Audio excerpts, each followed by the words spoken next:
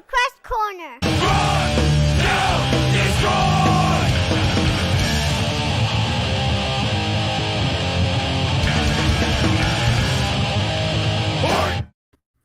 The oi to set us off. Oi! Gotta have the oi, buddy. Gotta have it. How are you, bro? Good, man. How are you? I'm doing well, thank you. Good to see you. Cheers. Yeah, brother. You know it. Cheers Nice to you too. Saturday night, lovely evening.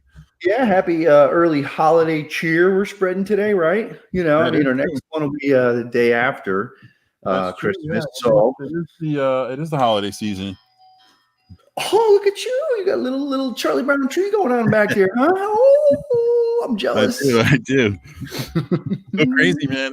I can't get over that it's December and the month is just flying by. I was talking to the crew at work today, and we're just all in disbelief. You know, here it is coming into 2020, and all this crazy stuff happens, and we're all anticipating like all these crazy changes happen, and we're like, man, how long is this gonna last? And like, how long is it gonna take to get past this stuff? And then the months fly by like nothing.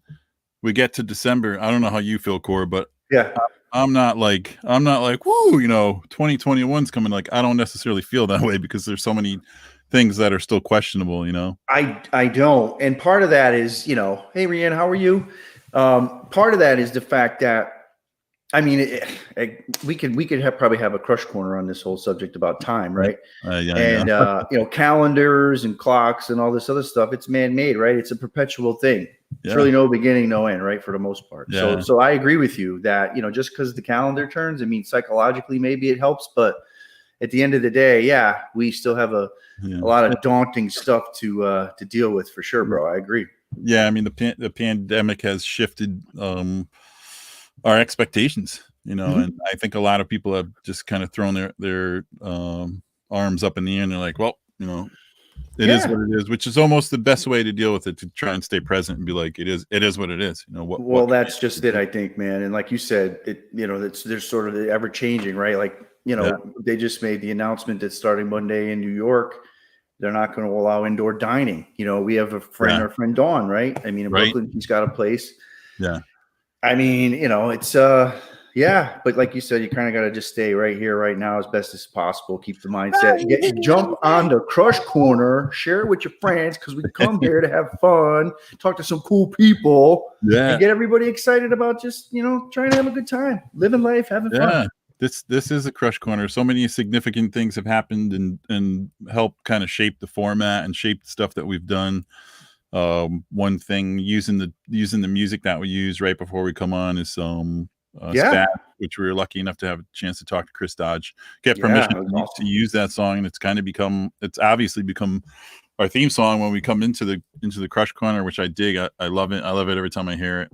Yeah, no, man, absolutely. And it coupled with my daughter kind of introducing, you know, time for the Crush Corner. It's just this really cool dynamic, this sweet kid's voice, and it's like, power violence, crush. Exactly, dude. It's perfect. That's probably going to catch on too. It'll be a trend, man. It's going to be another type of music. Little kids are going to be like, beep, beep, beep, and then brrr.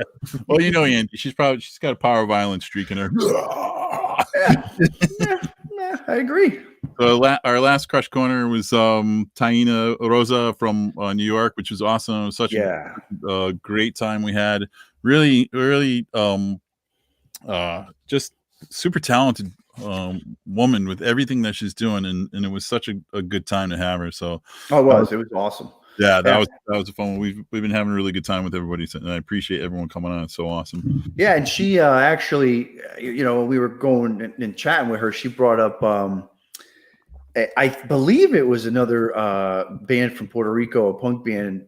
You know, it was Rats and Heat. I can't remember the exact. I forget how Spanish wording of it, but I follow a hardcore page on Instagram, and they're doing a thing now where there's like artists from, you know, bands from New York or from all over the country that are listing their like top 10 songs or their top 10 albums. And over the last week, that band was mentioned twice by two different people. I couldn't believe it. Yeah. It was, never hearing of them before. And then I did kind of jump on to listen to them a little bit, and they're good. And then seeing them show up in people's like top 10, I was like, wow. I'm like, I got to get my head around these guys a little more. Well, I think that's the neat thing about music in general too. When you really start to sift through stuff or just get exposed to different things, it's this like trickle down effect. You're like, whoa, like what's this and who's this? Yeah. And I feel like having the Crush Corner and being able to kind of reach out to people, there's all this, it ends up being this little kind of connection regardless to all the people that we've talked to. Oh yeah, no, 100%. So it's kind of pushes us in a way to kind of connect with new people. So it's been so awesome. Yeah, I mean, and I know, you've been obviously pretty diligent, and obviously we talk a lot about what we're trying to do with bringing on future guests. So I know that's where a lot of the direction is to try to lean, as much as we can to try to find those kind of folks. But I do agree, we always seem to find a nice common ground with music with people, and it's great because I know how much it means to both of us. We both love it. I think doing, I was gonna say doing what we do and doing it damn good, doing what we do with kind of the idea of Crush Kill Destroy, and then what we've done with the Crush Corner. Yep. It definitely has an underlying kind of tone and sentiment to it, and obviously we tend to connect to people that have the same or similar mindsets anyway. Yep. And I think that's the neat thing about having Herman on tonight. This is someone that I went to high school with. Right. You got your expected similarities in high school, which is maybe music and well, for myself, I can't speak for Herman. I was smoking a joint there, but high school stuff, and you have this camaraderie in high school times, and then everyone kind of leaves and goes on their path. And then I think, and I mentioned this to Herman, the thing that I find really intriguing is that we do have a lot of similarities, and there's this really interesting parallel. So I'm excited to talk to him about that. Yeah, no, he's an interesting cat. Like you said, we were exchanging notes earlier talking about it, that somewhat of a got his toe dipped in a little bit of everything, it seems. So absolutely, find out a little bit more about what all that's about. Yeah, heck yeah. We have Mark, what's up, buddy? I told Mark to make sure he said hello. Ciao, Mark. Hello, Mark. So we have we got, like you said, we got one more episode. We're gonna do our wrap up. I think we'll do some flashback stuff and take a look at the whole year, which will be interesting to go back to some of the old episodes, and there's plenty of funny stuff, Yeah, it's the time of year for reflection, bro. Makes total sense. Absolutely. We got the one more episode. That's the 26th, the day after Christmas. So maybe people will be laying around tired, digesting food, clearing away their wrapping paper, and maybe getting on their laptop or whatever, and they can join us and watch us. Jump on. We'll make it fun. You guys know, we'll try to get you laughing. Yeah, absolutely. Get you jumping in, making comments. Before the end of tonight, I did a email, Crush Kill Destroy email. Yes. If you are not on the email list, you gotta get on. You gotta get on. You could jump on the ckdclothing.com website and fill out the contact thing, and you'll get all the emails. And I try not to kill people with that stuff, because sometimes if it's too much, it's a little overwhelming. But I do have, before we get off from tonight's episode, I got a discount code I'm doing for December. So that was sent out in the email for this month. And then I'll show it before we go. Just make sure you remind me, Corey, because knowing me, I might forget, actually. You're now down with a discount. I'm down with the discount.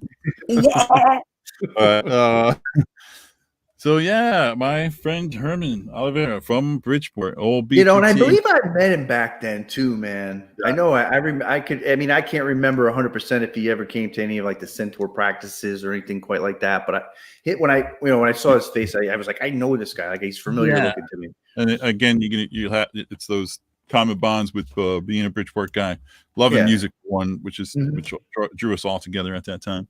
Yeah, and still does. in reconnecting, so to speak, with Herman, obviously a lot of us are doing it on social media. Sure. I was getting little bits and pieces and seeing what he was up to, and there was these little flashes of like, oh, what's that? That I was drawn to. So I try, follow him, see what he was up to. So he is into and has practiced or studied, and we'll clarify the stuff with him. Shamanic healing. He holds drum circles, which really caught my attention. Obviously, being a drummer. The sacred fires, which you and I have talked about. Yep. Transformational coaching. Mm-hmm. He does have that. He's a justice of the peace on his page. I want to ask him about that. Yeah. Not for any reason, because I don't think I'm getting married anytime soon. But and then really awesome DJ at WPKN, one of my favorites. Very cool. Years and years ago, close to our hearts, Bridgeport radio station. I love it. So I was really excited to learn that about him. Yeah, and he's just a huge fan of a vast array of music. Yeah, it'd be interesting to talk to him about that too. Yeah, absolutely. Now I have this, picture of Herman in my mind from years ago, from high school.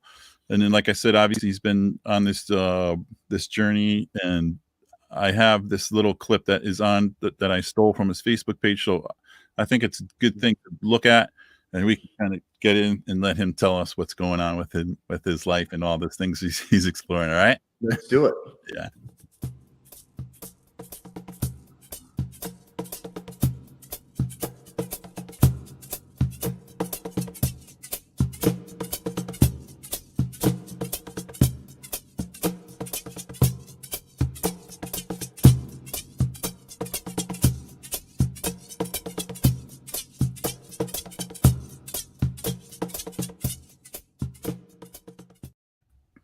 Herman. Hey guys, what's going on? How's it going?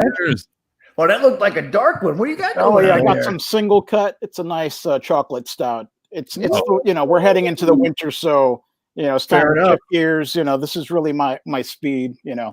The darker the better. Yeah, that's what I was going to say. It's kind of the season for the stouts. I keep seeing more of them, and I had a couple friends drop some off at the shop, so I definitely. Our friends at Nebco just put the cool beans in cans, right? Oh yeah, that's awesome. There's just so many IPAs going. I've been drinking beer for a while. The whole microbrew thing. I was that guy always, chasing and hunting down different. I was in the beer of the month club, for God's sakes. Oh yeah. So I remember that was like a real bad thing back in the day, because there weren't as many microbreweries as there are now. So there would be some months where it's like, I got a whole box of shit. Yeah. I actually, that's a really good point. I didn't think about that, because I remember seeing a lot of these clubs that you could do, and I was like, wow, that's so cool. But I guess having waited a little bit longer, now we have this refined, really great bear all over the place. So that's everywhere. Too many, right now, I think there's just too many breweries. I mean, and we're in a small state. It seems like every town has some sort of a brewery. Even during this time of pandemic, it's like, how are you opening up? Like Asylum opened up in Newtown during a pandemic. Yeah, absolutely. And you're right. I think there was like 80 of them in the state of Connecticut or something like that. It's crazy. Incredible. Yeah, it's probably, unfortunately, with the stressful times, there's the demand for alcohol. So maybe that's the survival way to go. I don't know. Well, it helps, I guess, right? They say. Yeah. So Herman, like I was saying, I think it's so wild to me to have and I may have talked about this before. I don't know if you have this experience. Maybe you can tell me. I know for myself, when I haven't seen someone for a period of time, and I cross paths with them, of course not now in real time because of the pandemic, but typically if I run into someone from high school, I have this flash of I revert back to like Jim from Central High School, like long-haired dude. It happens, and because my mind my mind is trying to correct the way that I look, the way that I used to look, and then whoever it is that I run into, it's a really weird experience for me. I don't know. Like we lose touch in high school, and here it is. We have all these crazy different experiences to get us to this point. And then we just were like, yo, what's up? Like, hey, you still have my Metallica tape? You know, it's really like, I don't know how you feel about that when you run into people from your past. Do you experience that? Or I experienced that a lot. It's funny. I still communicate. I'm still, friends. I mean, I have a brotherhood, where I'm still friends with everyone. It's funny. We have a mutual friend, Chris Radzian. I grew up with him. We went to parochial school together. So we go back to Holy Name in Stratford. The school doesn't exist anymore. Like we were, young kids going back there. But whenever I run into certain people, I always wonder, it's like, you're still the same. Actually, you've evolved into something else, you're still the same. Like me, I'm still the same person. I know you guys already touched on, boy, you have your toes, your fingers, and just about everything. That's who I always was. I never changed. I'm passionate about a lot of stuff, but they're all interrelated at the same time. It's not like, oh yeah, these are all outlandish things. No, they're all related. But when I run into some people, I wonder, it's like, man, what really happened to you? It's like, I'm 50 years old and I still skate, I still surf, I still snowboard. I've never changed. I didn't give all that up just because I had a child. You know what I mean? Right. So I always wonder, why do people let go of the things that make them them? Like your art, you were always an artist. I was an artist. I just didn't go in the direction that you went way deeper with it. But like you followed your passion. That's always who you were, And I wonder. Do you think you have a I'm glad that you said that. That's really interesting because it's almost like maybe this part of adulthood that because I can look back at that, like you're saying, and be like, you know what? I was doing this shit. I was doing a lot of the same stuff, but as a young person, I didn't really understand it as much because I was like, I want to do this, I want to do that, I want to do that. Now Herman's like, I need to do this, and I'm going to take it. Like I'm still doing all these avenues, but now I see it because I'll be maybe recording music in my basement, and I'm like, shit, man, I was doing this when I was 13 years old. Exactly. I was just gonna say that. With fucked up like Walkman, I'm trying to figure out how to record music. So that's really a good point. Maybe there's just that innate thing that's always gonna just kind of carry us along in life. And if we're fortunate, and like I see it with you, like you just really evolved with it. So you're just not that kid in the back of the classroom doodling in a pad. It's like now you're creating sacred art on sacred space, on bodies and whatnot. So it's but just like music too, I always question, why do people stop going to concerts? I mean, now we have no choice, but that's what I was always chasing as a kid, and I never changed. And it's funny, I've had a lot of people ask me, when are you going to grow up? And I'm like, never. I'm going to be that dude. I'll be 100 years old, still doing the same thing. It will just be a little bit more evolved, Right. We're slower as we age. We slow, so. Yeah. So you'll still do it though. You'll modify like me. Like I love to work out, but I've had 6 knee surgeries, and I'm always trying to navigate the water to get to a space where I can still cling and do it, but without pain, like causing myself more aggravation. And having a child changes it as well, because there's a lot of stuff that I used to do, snowboarding, surfing, even scuba diving. I'm just not going to take certain risks. It's the same thing with skateboarding. I cruise now, but I'm not that dude that's, flying off of ramps and walls because but I'm still keeping the spirit of it. I'm never going to change that. So exactly. This is a great point from Jeff. He said, this reminds me when I was in Arizona that there's older people who may have kids who still go to all age punk shows. And Jeff's a great example of exactly what you're talking about. That spirit within us that kind of opens us up to say, we're not boxed into anything. If I want to take care of my responsibilities and I still want to go rock out at a metal show or a punk show or whatever, that's what life is here for. These opportunities are here, and I better take them, because as we have to live this life, and we can't box ourselves in either. That's the same thing with music. I've never stopped searching. I'm always looking for new and different sounds. Like, I do have my core, and I've never been considered, even though I've been to 1,000,001 metal shows, I've never considered myself a metalhead. Right. I never locked myself in, because I was equally as comfortable going to Iron Maiden, or an Anthrax show and then going to a Cure or a Depeche Mode show.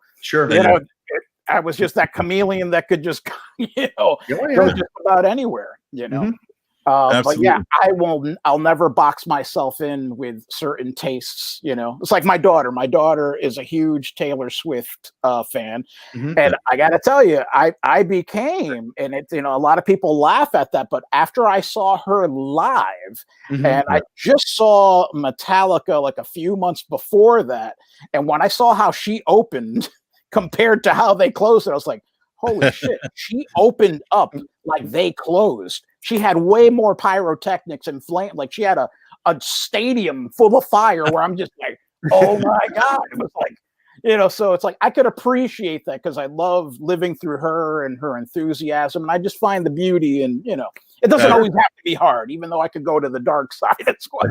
Yeah. We'll save that for another show too. Yeah.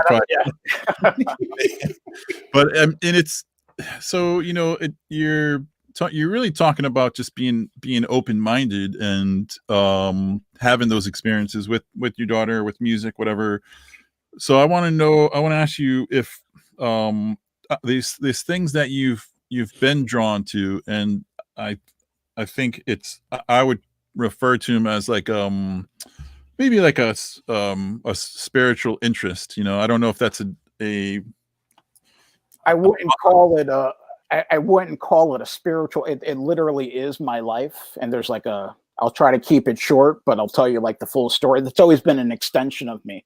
And I've honestly never even fully developed my website. I've always kept things in the shadow. Now I'm being forced out by my elders to really, it's like, all right, you can't hide anymore. You need to help them. This is the time that, that you were built for, that you have to help the masses. So many people with PTSD, anxiety, there's a natural solution for everything.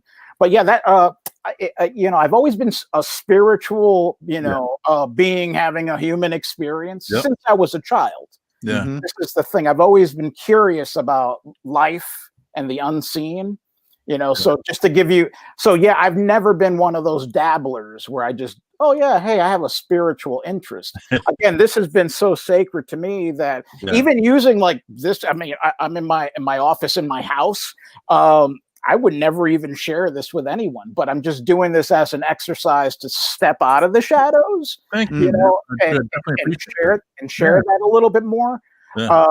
Again, so really how everything started for me was at a real young age. It was my grandmother.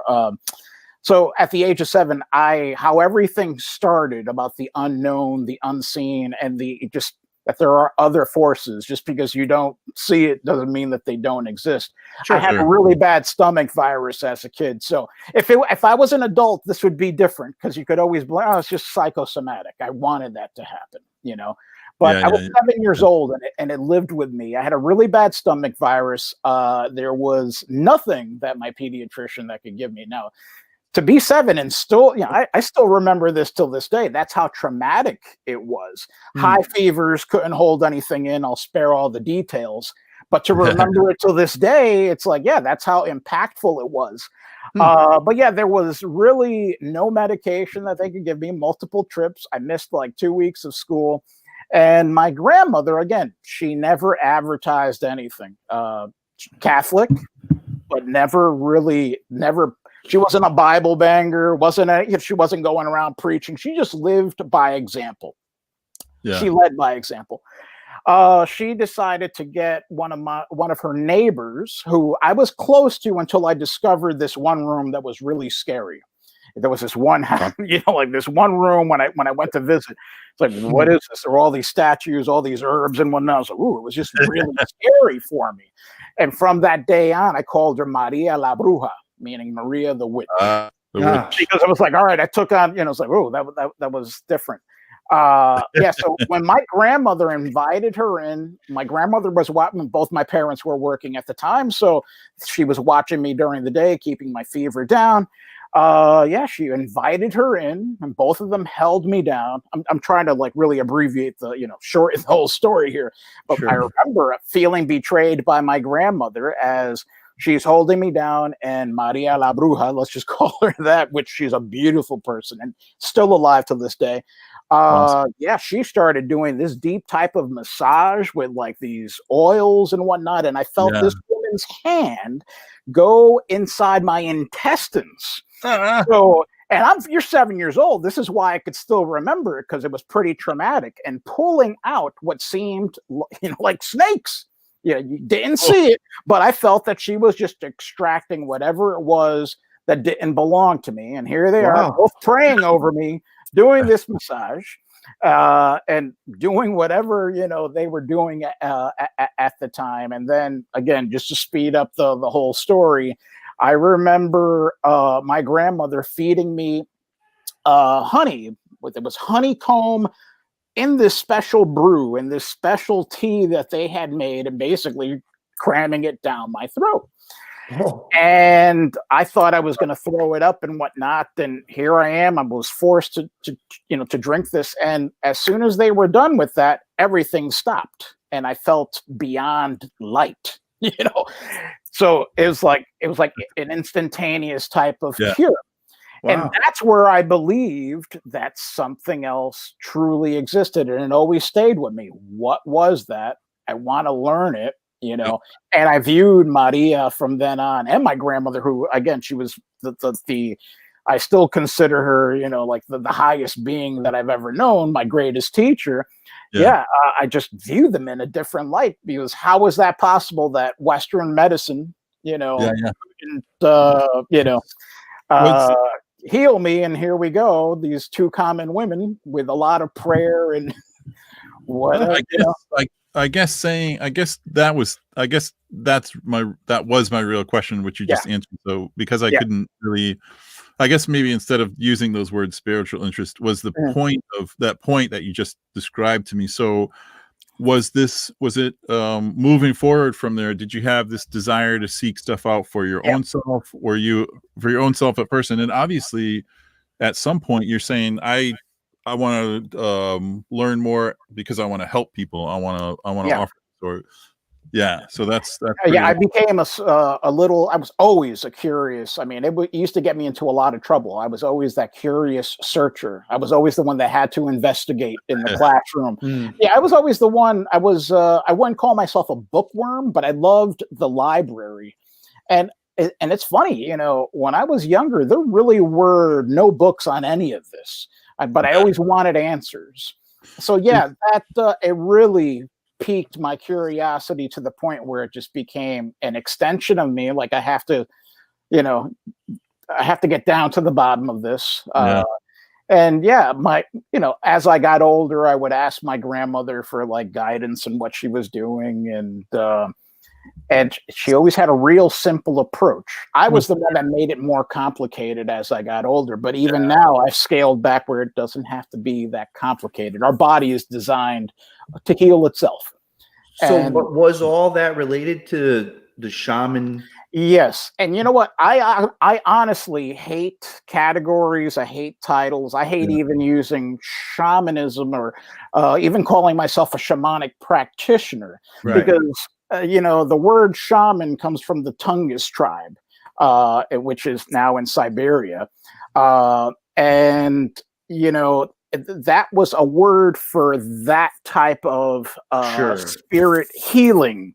Okay. Mm-hmm. The whole drum, put it this way, there was this archaeologist, Michael Harner, who was the one that brought shamanism here to the West, sort of made it simpler, made it more accessible to everyone, and kind of like laid it all out. And now everybody calls it shamanism. Gotcha. But it really isn't. Like my tradition is in the Andean and Amazonian traditions, and that word isn't recognized.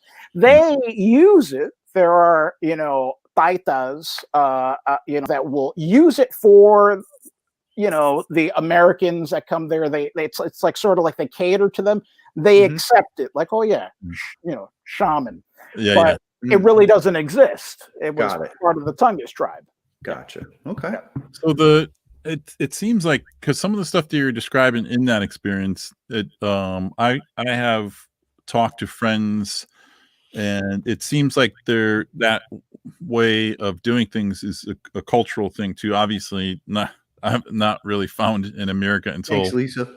more recent years. But so from, I guess, like it like I'm saying, it seems like a I don't know if there's any one area of the world that now what you have learned or are into, that what you're kind of leaning towards, as far as like the area of the world that you say this is what I've gravitated. And because you talked about having a teacher, and is it strictly the Andes, the area, you know what I mean? Yeah, that's another interesting story. I would have to write a book at some point to really piece it all together.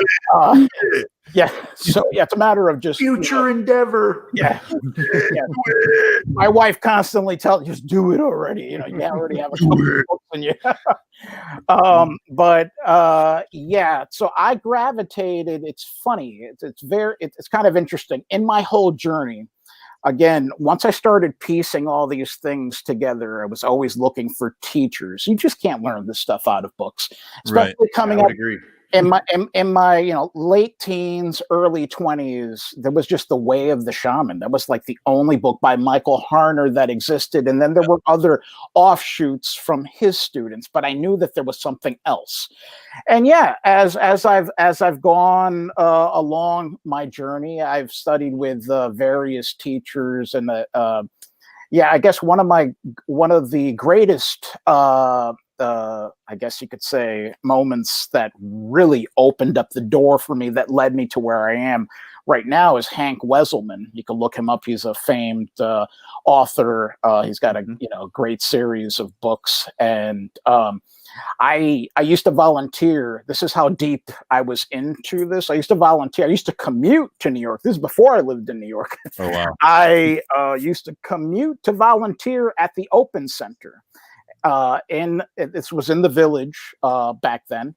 Now they've since moved, but it was really like the epicenter where you would go, for all these types of teachings, and I really wanted to attract my tribe.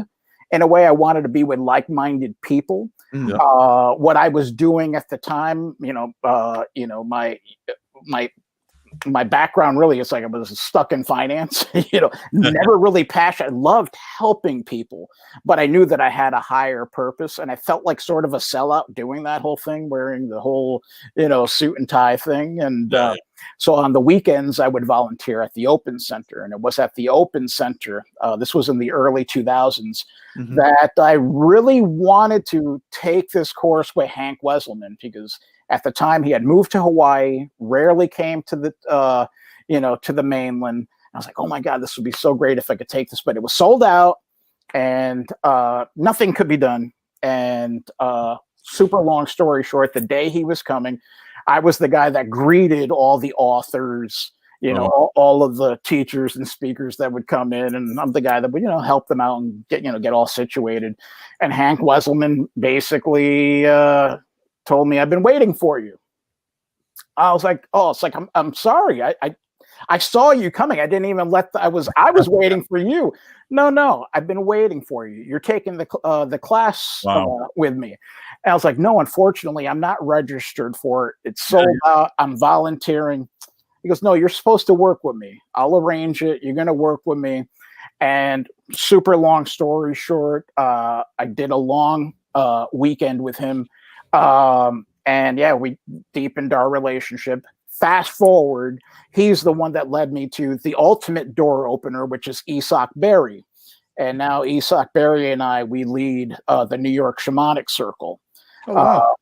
So with him, he's the ultimate door opener. So one relationship led to the other. Yeah. And then it was like my whole world just changed, because I've met I've just worked with so many different people and met so many different shamans from different traditions, where I would have never in a million years, had it not been for all these people connecting it. That's awesome. So the things that you are doing, as far as like the drum circles and the sacred fires, are related to this. All related. It's all related. Yeah, the drum circles is sort of like the gateway drug.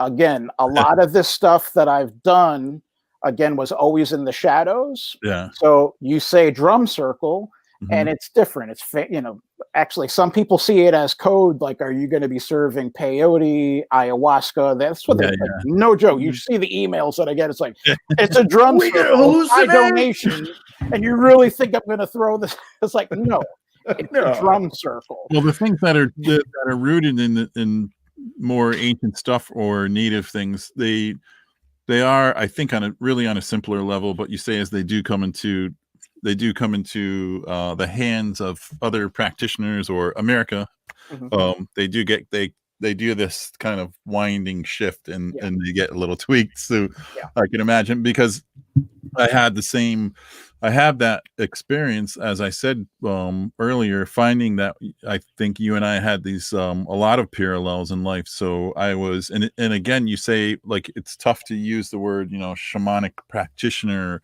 And I get it, because I studied for a couple years under a Tibetan Buddhist teacher, and it's almost defeating the purpose of what Buddhism teaches you to say I'm a Buddhist practitioner, because you're learning these things about no self and destroying the ego and not defining yourself, and you're like, yeah, man, I'm a Buddhist, man. So I understand like using those words, and it's a tricky thing, but if we could all maybe, if we were able to communicate telepathically, maybe we wouldn't have to be like, hey, I'm this and you're that and this. It's tricky when you get into using those words. I don't even want to know, what people think whenever they hear shamanic anything. There's some people that literally think that I'm a devil worshiper, that I'm running a cult. It's like, are you kidding me? And I'm over here always trying to explain to them, at the end of the day, my mission and purpose is to make it simple. Actually, I went earlier to get some reindeer Slayer. Have you tried that beer? No, I've heard of it. Yeah, though. it's really good. It only comes out it's seasonal. Who makes that? Where's that from? Hooker makes it. It only comes out during Christmas, but it's written in the font of Slayer. So reindeer Slayer. So it's like, that's a dark beer too, Herman. Yeah, it's dark. Yeah. Oh no, I got to look for that. Yeah, it's good stuff. That's awesome. Man. Just going back to this, I always tell people that shamanism is not it's not a religion. It's not even a spiritual modality. Even though we're working with spirit, it doesn't really fall into a spiritual modality. It's about survival. That's all it is at the end of the day. It's about survival, getting back to basics, to who we are as humans. Like, we are capable of some amazing things, but we've totally lost our way in modern day age. Listen, man, nobody could get from point A to point B anymore without using Waze. Remember when you would just get lost? Like, you ride a motorcycle, like you were just wherever the bike leads you. Yeah, I remember using paper maps. Paper maps, like that's how you discovered new and different things. I know I found a lot of great spots because it just happened that I just decided to take a right instead of a left.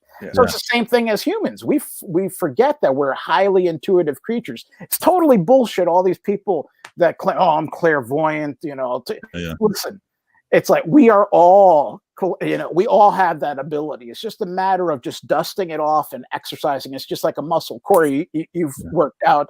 So it's like if you don't use a muscle for a while, you tend to atrophy, but you build it back up. Oh, sure. It's the same thing with, it's like, a jaguar never forgets to be a jaguar. It's the apex predator of the jungle. But humans, we've lost our way. Oh yeah, we are influenced in so many ways that stray us from like where we want to be. It's not, there's so many distractions for us to just wander into. It's not even funny. So that's very true. That's a huge thing, to say too. And like you said, Herman, you maybe have been reminded or pushed now to be like, hey man, this is the time. Like, we need this influence, we need this teaching, we need this encouragement, whatever. And you're like, in these times especially, it's like, woo, talk about distractions. Like, it's a pretty radical time. So I think, and that was another thing too that made me have a desire to kind of reconnect with you too. I would see some of you're obviously affected by world things, community things, family stuff, and I would see some of your posts where you're like, you know what, I need to take a moment and maybe make a post, talk a little bit about this, because we have this technological opportunity to at least, and I was always told, if you have something to say that is from your heart and it touches one person, then you've done a pretty good fucking job. Yeah. So I would sit and I would say, you know, scroll. Oh, Harman. Oh shit, what's up? And be like, damn, man, like, you know what? He's got some shit to say. And so I can tell you personally, I appreciate that stuff. So, and it's that spark that goes from human to human, and hopefully we can continue to do that stuff. It's if we all did our part, that's all we have to do is just leave an impression on one person. It's like, I'm not trying to conquer the world, you know, as long as we could just, you know, brighten somebody's day. Like, there's some people that walk into a room and they light it up with a simple smile. Like, a smile goes a long way. And then there's some people, they're energy drainers. They could just walk in and it's like, oh yeah, you know, it's like the whole room changes. Yeah. That's kindness. Let's just bring kindness. Yeah. Community. You know, again, talking about the drum circles, that was just a way of getting the community together, letting the drum speak. And so many people, listen, you're a drummer. Like, you literally have studied drumming.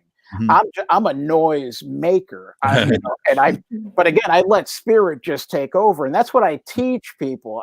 I don't teach them. I, you know, sort of like give them permission to just let go and because the main thing in a drum circle is all about, it's not about performing. It's about participating and listening. You know? Yeah. So you never know. Sometimes it's like, you know, you could start off with like a real basic, just, you know, and then you're listening to your neighbor and you build on that. And then it just goes into another direction. And that's the beauty of it. And that's the medicine, you know? Yeah, because you're, especially with drums in general, in the level of a rock band or music down to this native level is, it's underappreciated, damn it. No, but it's based on everything that moves us through life, which is rhythm, which is a heart. And if you think of drumming in that sense, it's pretty intense. Like, we live in rhythm. Every fucking step we take every day, we live in rhythm. Everything is based in rhythm. So the drum circle in all different cultures is a huge important thing. And like I said, I had interest, and I haven't at this point in my life had the opportunity to sit in that kind of setting. I've done it with friends and stuff, but not on that kind of level. So maybe that opportunity will present itself maybe with you in the future. You know, that'd be awesome. Yeah, the more the merrier. Oh, he has I always tell people, I just tell people, do not come in thinking you're going to be, you know, like, you know, Neil Peart or just, it's not about performing. You're not going to be John Bonham, because it's not about the solo. It literally is to just listen to your community members and see where you could go energetically. And it's amazing. It's really amazing. And again, I've always used that as the gateway drug. What was really going on behind the scenes was, you know, the whole shamanic practice.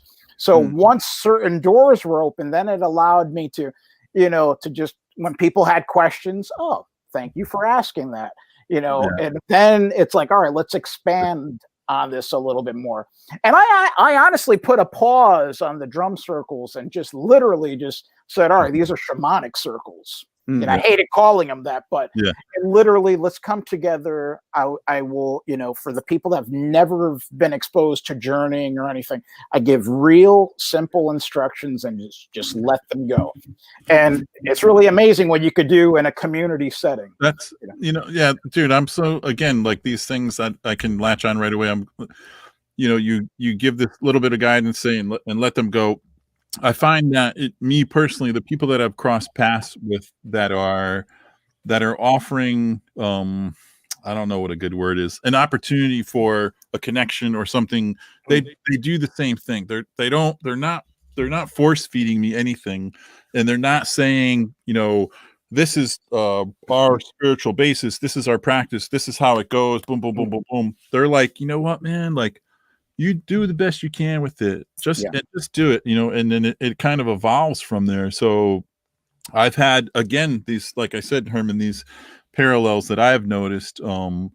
The drumming, the sacred fires, which is a new thing to me, which has been was introduced to me from a close friend who put me in touch with a dude has studied for years, and he's fucking real down to earth, and he does sweats, he does the drums and the sacred fires, and the way that he presents it is in that, he's a very knowledgeable person. He's also a tracker, very nature dude, but the way that he presents it is very attractive to me. So that makes me want to explore, and it's just like it's really awesome. So the sacred fires, I don't know if there's anything in your mind that you could say about those, and because I have been told in the simplest terms that there's fires for entertainment, and there's fires for our intention of kind of. There are, just like you brought up, like the sweat lodges, where sweats you're not supposed to keep your sweat lodge up. Like there's here in the U.S. It's funny, in my tradition we use sticks, stones, bones. It's pretty crude looking, really getting but there's some people that really want the shiny objects, the crystals and all that stuff, and it's really messy, just like really a sweat lodge is a messy thing.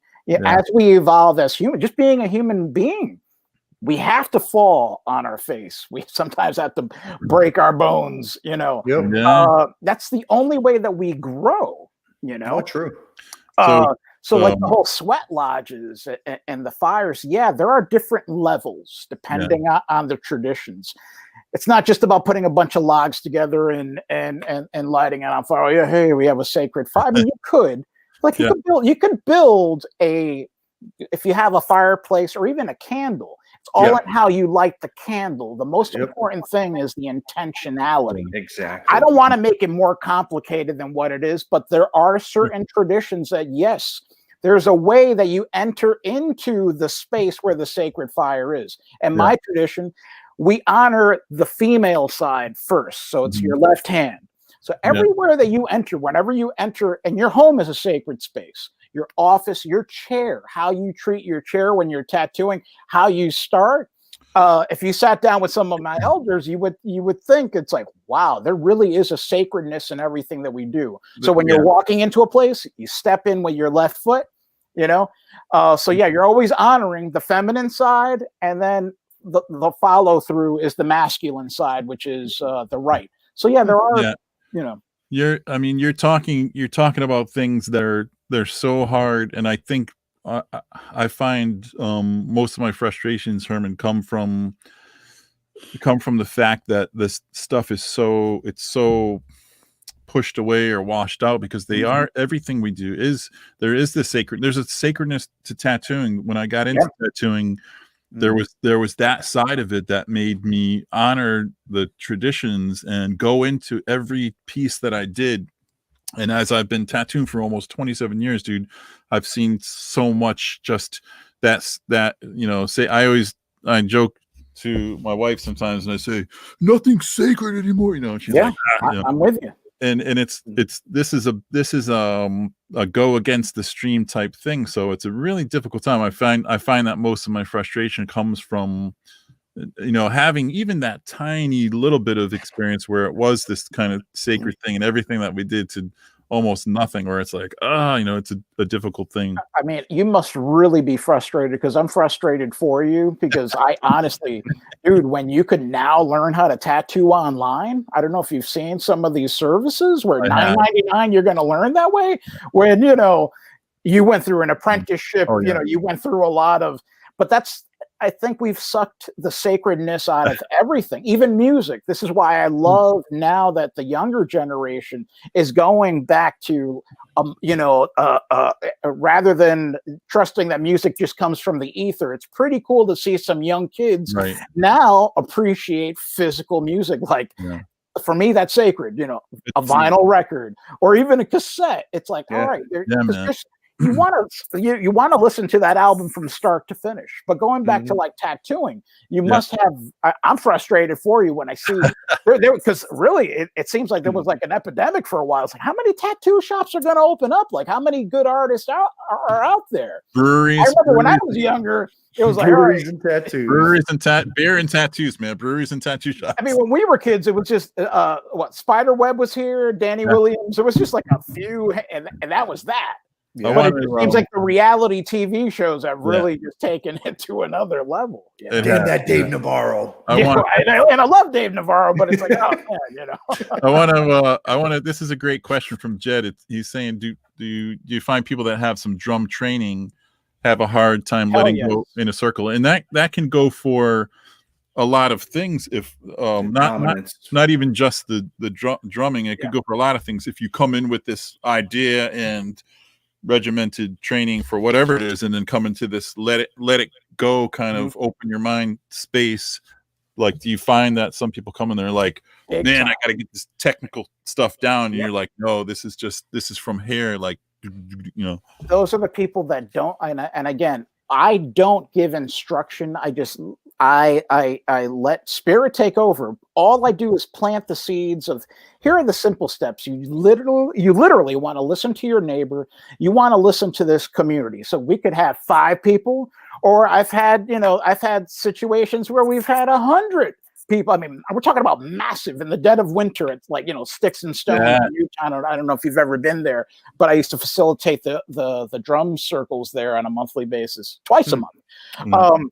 But yeah, you have these guys. Oh my God. I'll never forget this one lady. I'm not even going to mention her name, but I remember she really pissed me off because the beauty of my drum circles, and I say mine, they aren't really mine. All I did was just, here's the date, here's the place. I'm sort of the facilitator. This circle belongs to everybody. It doesn't belong to me. I might be there to extend out some guidance, but I remember you would have some people that they would bring in all of their equipment, gongs, dunes, and you could bring whatever you want. I would say it's open to all ages. That's what I always stressed, and I loved when kids would show up. It was the most beautiful thing because children bring this, adults are too busy being adults. Kids don't give a shit. They just go in there. They're disruptors. So if, some of them, they're not really listening, but it's like, let's go in this direction. And they're like, and then it's like, all of a sudden, it's like, uninhibited, man. They're just totally uninhibited. But that's the problem. You'll have musicians that try to go in there. I'll never forget this one lady, how pissed off she was. She came in with a full rack of dunes. And it's like, okay, it's like that's cool if you want, because what I always said, it's nice to bring your instruments, and it's also nice to be able to share. She didn't want to share. She didn't want to be in the circle. She wanted to be in the corner, and she hated the fact. She gave me, I remember she wrote, so this was on Sticks and Stones, where she wrote a review, that the kids ruined it. And here's the woman that didn't understand the concept of a circle. She was outside of the circle that just wanted to be, John Bonham, like, it's like, all right, this is it. I mean, we go into these things, with these ideas of what it should be, and then we end up suffering because we're trying to shape them to the way we want them, and we miss out on the experience, and that's exactly what happened. And I think all of us fall into that. I mean, we tend to, as adults, we could overthink. I know I'm an over it. My wife is always stopping me in my tracks. And she's always reminding me, keep it simple, keep it simple. And that's what I try to do with everything, is try to keep it simple. Like today, I facilitated for the New York Shamanic Circle. We had our monthly open circle on Zoom. And, we attract people from around the globe, which is that's the upside of the pandemic. Because before, we would literally all be in New York, on Sullivan Street. And now it's because it's on Zoom. Oops, my head. Because it's on Zoom. Now it's like, this circle got way bigger. So we have people from France, the UK. It's pretty cool to to share our experiences, how everybody's experiencing the pandemic. But getting back to keeping it simple, I speak in a language that everyone could understand, because I want you to, because I say, once the circle is over, it's not over. Now your journey continues on after this. Just like yoga. I always use this example. it's like yoga doesn't begin or start, it doesn't start or end, with the mat. It's when you walk out of the yoga studio, because if you were an asshole walking in and you got zenned out for an hour and you walk out, now you're an asshole, That's why they call it a practice. You didn't learn anything. So like I say, that's why they call it a practice. Yeah. So if you speak in a language that everyone can understand, they could apply it, in the day-to-day. Again, you can get really intricate with this stuff. Listen, if I taught you the way some of my elders have taught me, it's like, listen, what, you're going to go to the Amazon now to get certain, herbs, and it's not going to happen. You got to work with what you have. So if it's just a twig in your backyard in Connecticut, that's just as powerful, as something that you got to go off to some exotic place to work with. So keep it simple. Yeah. Michelle, that makes Tony, sense. Happy birthday, buddy. Oh yeah, Tony. Oh yeah, hey Michelle, Tony, happy birthday, brother. Happy birthday, cheers. Woo! I don't know if Mike's on, but if Mike's on, happy birthday to you too, buddy. Oh yeah, Mike Haas's birthday today. That's right. Happy birthday. So what was I gonna? So I mean, you're talking about going.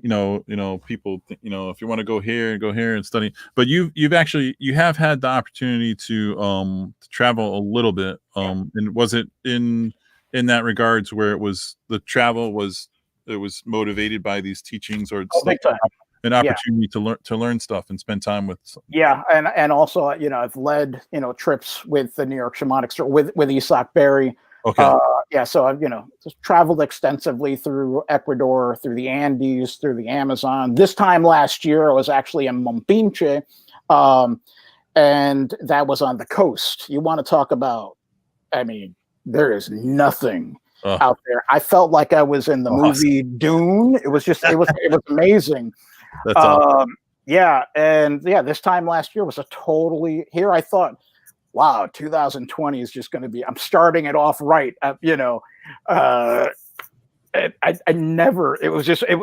didn't anticipate all this, even though I had the visions during ceremony. I didn't want to believe that what had transpired now was literally going to happen like that. So I'm just going to leave that there. Yeah. But I've again, to keep things as authentic as possible, to deepen the practice. Again, I've never been. You can't really read about this stuff. You literally, because what annoys me, I have people asking me all the time, hey, what book would you recommend for spirit animals? And this and that's, like, go straight to the source. When you journey, if you come across a spirit ally, ask that ally, what are you here to teach me, and how do I serve you in this dimension? But no, Americans always need that book. They need that guidance. They need the fancy accessories, the cards, and all that. Well, it's funny, Herman, because I was doing a little bit of research, and you're kind of leading me into something that it dovetails into what you're saying. Like, there's a guy, because I was trying to find out a little bit of information myself about the whole thing, and some guy named Stanley Krippner. Does the name ring a bell? Like, I just research whatever. So what this guy said as part of a quote is, it's like shamanism or shaman healer is like this deliberately altering their consciousness to obtain information from the spirit world to then be used to help and heal. I mean, is it even remotely accurate? It's a roundabout way, but no, honestly, it really is. It's like, I'm a beekeeper. I'm a beekeeper for a reason. It stemmed from my experience when I was 7 years old. My fascination, that's where it all started. Tony, he's on. He knows about my honey and whatnot. He knows about my honey. Yeah. But yeah, it's you can't really water it down that much. Like right now, you guys are leading the path. You're leading by example. So it's more than that. A lot of people think that it's just they just want to get into this other altered state. Well, to your point, you can't find that in a book. No. You just can't. I don't see how you could. Here in the U.S., especially in our area, it is there. Again, there's a growing epidemic that people just want. They want it all fast. So what they do is, could you lead me? It's like, I want to do ayahuasca. Okay.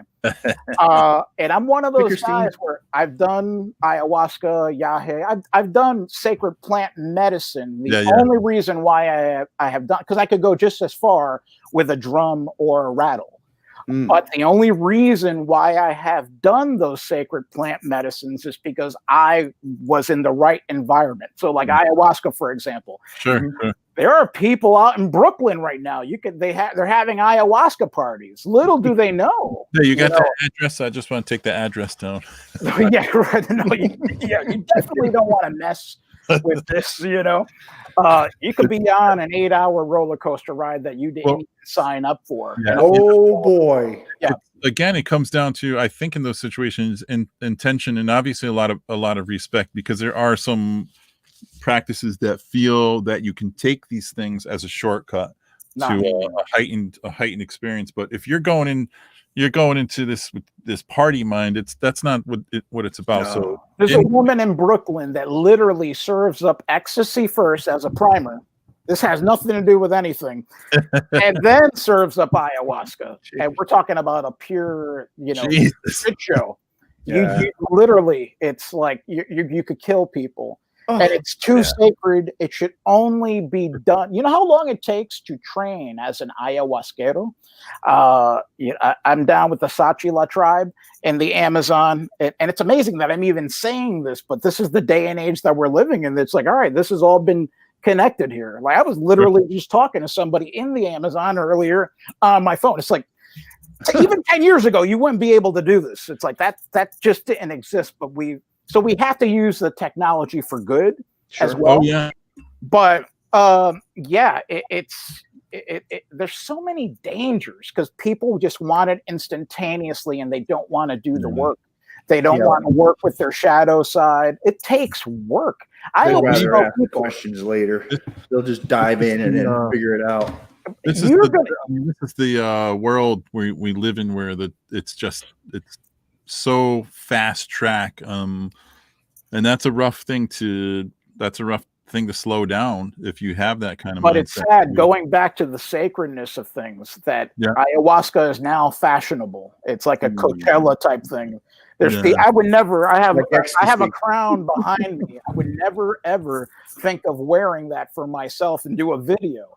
It was gifted to me and I honor it, but I'm never going to pretend. I'm not going to be that dude that dresses up that part. Never. What you see is what you get. Yeah. But that's it. I mean, I don't know if you've noticed, even on my Instagram, I haven't been on Instagram since last year this time. Something got into me when I was in Ecuador. It's like, I got so frustrated with all these Insta shamans. That's what I call them. People that I know that were fitness instructors, last week selling multi-level marketing protein shakes, calling themselves shamans. It's like really misleading people. It's like, all right, so you got herbs. Yeah, so now I can tell you what to do. Oh yeah, I got mushrooms. Oh, now I'm a shaman. Here, have some mushrooms and let's beat on a drum. It's like there you go. Right. It's a slippery slope, Herman. It's a slippery slope. And that's why I'm sort of embarrassed, really, of my social presence. I don't know if you've noticed that I honestly speak in a lot of code. I don't really put it out there, even though I have to, because I've been forced to, but I've been really hesitant because every time it's like, I don't want to, there's poachers out there too. It's like, are you freaking kidding me? We've had people that will attend a New York Shamanic Circle, open circle, a couple times. They now call themselves shamans and they'll poach our logo, or they try to start their own circles because, again, they're serving up psychedelics and stuff. It's like, it's nothing sacred anymore. It's tricky. And talking about, I like you saying that, speaking in code to, in a sense, to attract maybe someone more genuinely interested, or with the whole crush, kill, destroy thing. It's funny because I think you posted recently about the idea of it, even though the name comes across a little aggressive, there is this positivity to it. There, and Corey brings it up, multiple, we talk about it a lot, that these are terms that are used in a lot in sports. Corey, you always say that. You turn on ESPN tonight, watch the highlights. You're going to hear probably all three of those words at some point. I left a comment on a buddy's page about a tattoo, or we're talking tattoos, and he's like, "Yeah, man, you should check out so and so's work. Like, he just did this piece, he crushed it, man." So it has this. That was the motivation to utilize Crush, Kill, Destroy in a positive sense. Yeah, and it does have. It's not necessarily the mottos and stuff that come out of it aren't code, but they come through in just enough of a way that someone says, I get what you're saying. I know, like you started, we started that discussion about the deities and whatnot. Sure. Listen, there is no, for those spiritual people that think, that it's all peace, love, and kumbaya, it's like there's a lot of death and destruction. Sure. It's funny, even with shamanism, people sometimes, whenever I try to refrain from using profanity, but I'm being myself. Sure. I'm expressing myself. And there's a lot of people that will call me out on that. It's like, oh, you're supposed to be some spiritual person. No, I say fuck a lot. Okay. I can swear, damn it. And it's not like I sit in a lotus position all day. Like some people are surprised. Oh my God, the music you listen to. It's like, yeah, I'm embracing the beauty, the energy, you know what I mean? But there's some people that they just want to box you in on that. So like when I saw that, I knew what you were talking about. Because it wasn't Christine's comment, Jim. What's that? You see Christine's comment? I don't know the reference, but that's an interesting comment. Doing the shaman in their names. Again, it's probably the sense of product selling and stuff like that. Yeah, marketing. It's all marketing ploy. I've seen it a million times where now everything is, they try to throw shaman. It's like a buzzword. I get it, and I don't even like using, again, the title, in order. It's funny. You got to give yourself some sort of, you got to explain what it is that you're doing. But yeah, it has just been so misappropriated. Yeah. There's beers, there's a shaman, there's look up shaman, whatever. It's out there, Yeah. It's taken, I mean, it's everywhere to, that these terms that were at one point very, very sacred and taken and used for product placement or whatever. But there's still, thankfully we have, people like yourself that are taking the time to practice and understand and share it with someone else, so that there is this, even though the world is spinning around us and there's all this bullshit happening, you still have an opportunity not to let go of that sacredness. And that's a little idea of Crush, Kill, Destroy that every time I think about it and I come up with a design or I do something, it really goes back to a really simple thing. A very, like you say, we talk about simple things, and ground level is just, it's almost a blue collar type thing. And it relates to my dad and his, the hard work that he did, and he was a very simple guy, and he was a really genuinely good person.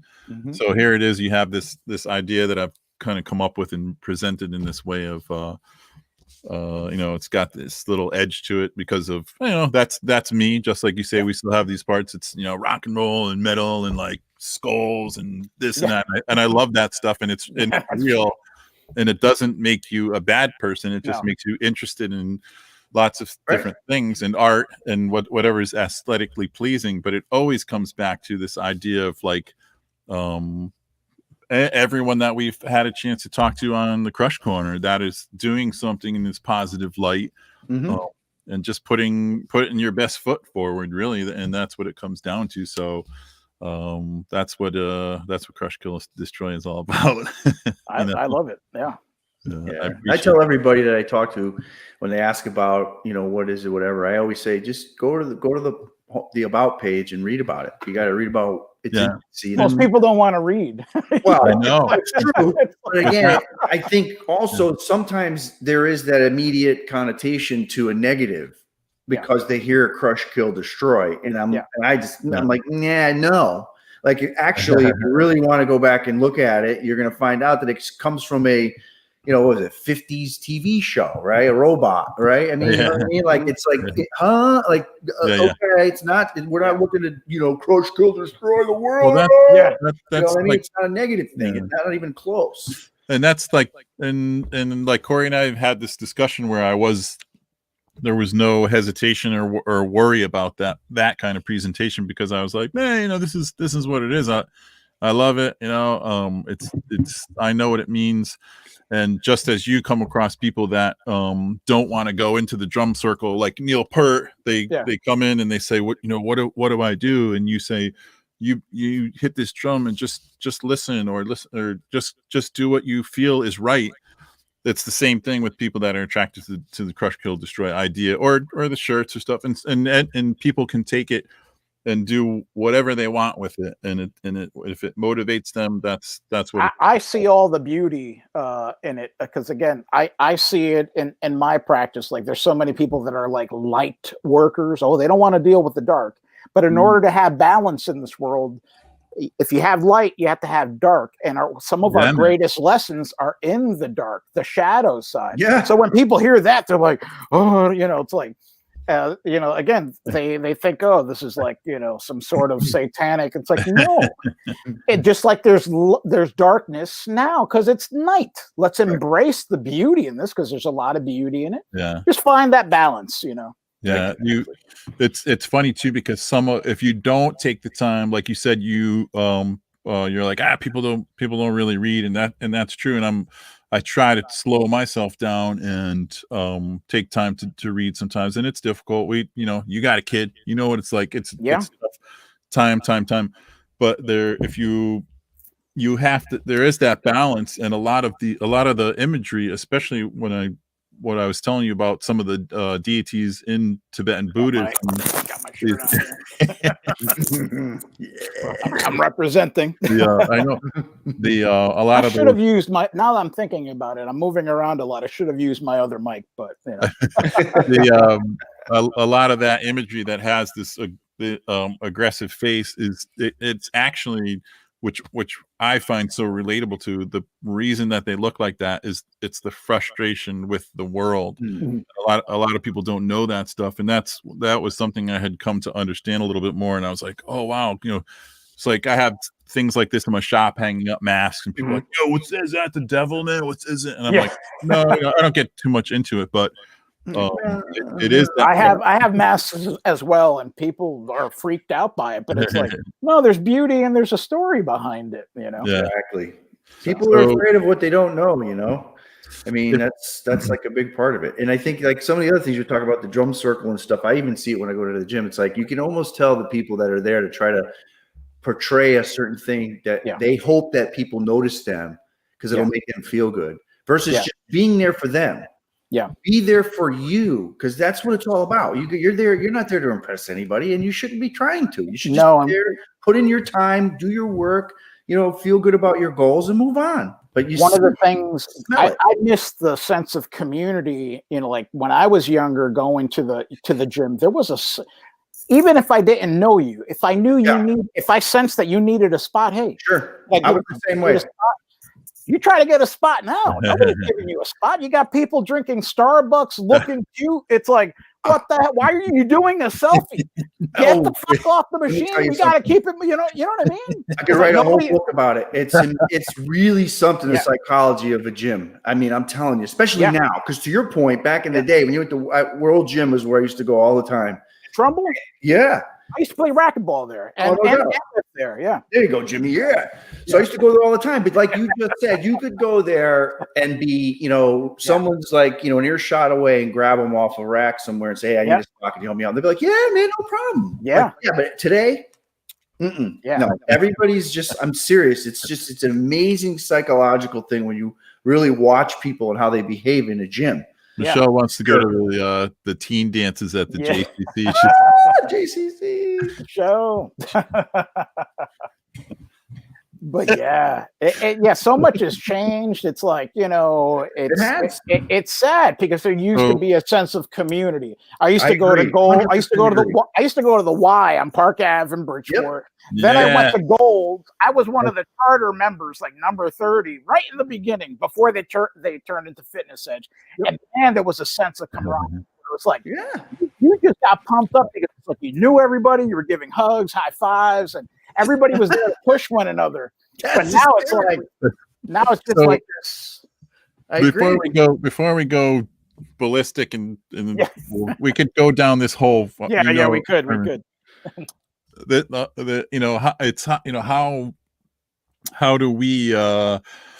How do we personally like maneuver through all this stuff and let it go? I think is the question. And you have things that you have been introduced to and had an interest in that you wanted to learn more about. Corey has his mechanisms, and as do I.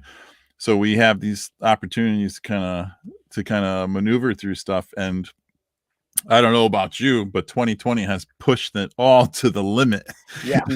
And I think that was another reason why I wanted to kind of chat with you. And again, these parallels that we have, there's really, really small ones that are like, oh, that's coincidental, which is it's really neat. And I do appreciate it. Being a dad of a daughter.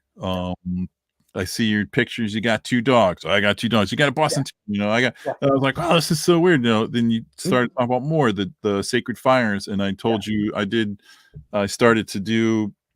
When I got shut down, my shot got shut down. I started to do a fire that I had. I was doing it live every Saturday, and I had to be very careful with that too. But I was embracing technology because I fought it for so long, and I said, you know what, this was, and the guy Mark that had taught me a little bit about certain. He's like, you know what, if it feels right, do it. And I was like, right on. There was no more deep story to it, so I would set up my camera and I would chat for 5 minutes and let people watch this fire for an hour or so, and I didn't say anything.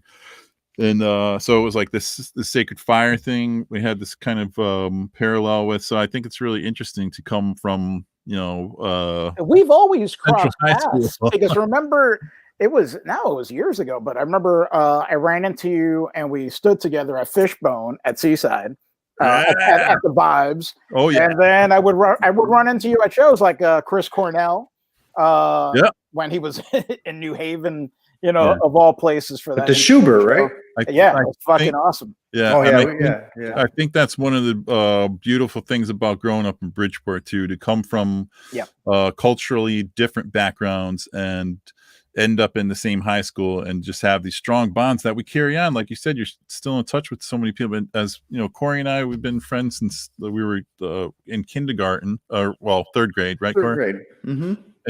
You have these things. So it's a really wild thing. And you talk about transformation. There's the things that you're doing in life, and then the physical aspect. So I got to show this picture, dude. Oh, that's awesome. That is righteous. So look at our mustaches. I love it. They're pretty. I'm kind of jealous of yours. I gotta say, that's a sweet mustache. Like, so we got a turtleneck, and Jimmy's wearing a collared shirt. And a sick sweater, really sweater. That is a sick sweater. This was the Bill Cosby days, with the fancy sweater. Like that was like a fancy black sweater with, all the way up my neck. And look at Jimmy with the design on it. I love that. That is fantastic. We should do a recreation of that. Try to find those clothes and do my God, yeah. Let's do it. So maybe I don't know if there's can you help me transform back to that? I mean, look at it. We even had hair back then, like a lot of hair. I will never be able to grow my hair. I mean, Jim still has his hair, but yes, he does. I think Oh, Michelle, look at Michelle. Yeah, Michelle. Oh man, El DeBarge. Hey, you know what? I was just having this conversation the other day with somebody that said that you didn't mess with the DeBarges. All those guys ended up in jail, like as you know what I mean? It was like they were hardcore, stabbing people, shooting people. Oh my God, it was insane. But yeah, that was the beauty about living in Bridgeport.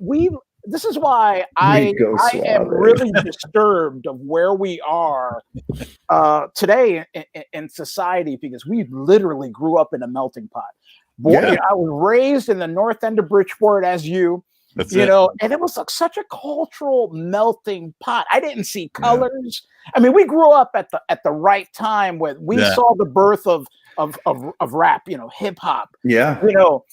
We saw the fuse when metal and rap actually fused together, because that was like, even before Anthrax and Public Enemy, but that was like, when that was like, now you're going to these shows. It's like, wait a minute, there are metalheads here with people that you would see at a rap show. It's like Onyx, right? Onyx had that like heavy, they had that grimy. But we didn't see that. For me, it's funny. I'm of Puerto Rican descent. There were people that were you act like a white boy. It's like, what the hell is that? It's like, because I listen to all types. I'm listening to Suicidal Tendencies, and it's like, so I'm only supposed to listen to salsa, and you know what I mean, and club music. It's like, no, I embraced everything. I never painted myself in that corner. But that was the beauty about Bridgeport. Is like, we just chilled with everyone. Yeah. And now all of a sudden, I didn't know that there's some people within our own circle. Michelle's on, she knows. There's some people, it's like, shit, does this guy have a swastika in front of his house? What happened to this person with all this hate that they're sharing? When you're sharing that much hate on Facebook, it's like, wow, what happened to you? So that's what I questioned. Like, what happened to this person? It's like, and I try to stay away from that these days, because it's like, that's an unwinnable war, Yeah. Whatever. I'm just going to stick to talking about music and humorous stuff, because all this other stuff. Yeah, because Jimmy, what don't we talk about on here? Typically. Typically. Yeah, no. And I've always been like that. And that's why I didn't bring up, but I'm just saying, you brought up Jim before, absolutely. About, when you come across, it's like, wow, this person was, I know deep down they're a solid person. And it's like, wow. And it's funny, Herman, too, because with with social media and technology, it's like we're masked, we're safe, so you have, maybe these are possibly things that have been like ourselves. We've been we're us from 16, 17 years old to now. Maybe that was the case, but now behind this false sense of security, they're just like, they're keyboard warriors. But you try saying that shit when we were growing up. We came, I'm not saying that we were, in the thick of the streets or anything like that. But if you said something, and if it was wrong, if you got a punch, well, the delivery was in the school halls. It wasn't on Facebook or Instagram. So none of that. That's a big part of it. Stacy, what's up, man? And I did see it. Yeah, I don't know. Have you seen this, Herman? Did you watch this? It's great. Yeah, I saw that. Hey, what's up? We can't even talk about that. We'll be here till 2 a.m. That's a whole set it up for the next. You want to go down? Yeah, that's a whole other rabbit hole. I just want to, if has been some interest in some of the stuff that you've talked about tonight, what do you think the best way to maybe ask you questions or follow you? Is it okay to do the Facebook address? Feel free. So you got that's the or you could just give them my own personal one page. Okay, whatever. And then I'm open to it. The site, I know you said, have you been on, or not really necessarily? I'm actually revamping it, so for 2021, that's going to get a whole overhaul. But feel free. Herman at HermanOlivera.com. You can send me an email there. But connect with me on Facebook. Now that I think Michelle set us off with the barge and we got into the music. This is a huge thing for me. I like I said earlier, WPKN, man. How did you land this time slot, which is actually another toe in the water? Again, it's all interrelated. Again, people ask, how are you involved in all these things? They're literally all interrelated. So my show is called Rehumanize Yourself. Yep. Again, code there, Well, I want to ask you about that before you go on. I'm sorry. The intro song, is that the Police? It's the Police. Rehumanize. Okay. Yeah. Rehumanize yourself. You just now, it makes it hard for me to ask this question because I wanted to ask you. You're saying it's all code, but if you can, before you get into WPCAN, because you picked this name for your show. Yep. Yeah. And I just wanted to know if you could, what that mean, if you don't mind, like what that means to you. Rehumanize yourself. It's very simple. We forgot to be humans. So it's about, again, looking in the mirror. A lot of people can't look in the mirror. I'm telling you, we're not what we seem, to be. The things that we're capable of, it's just really amazing.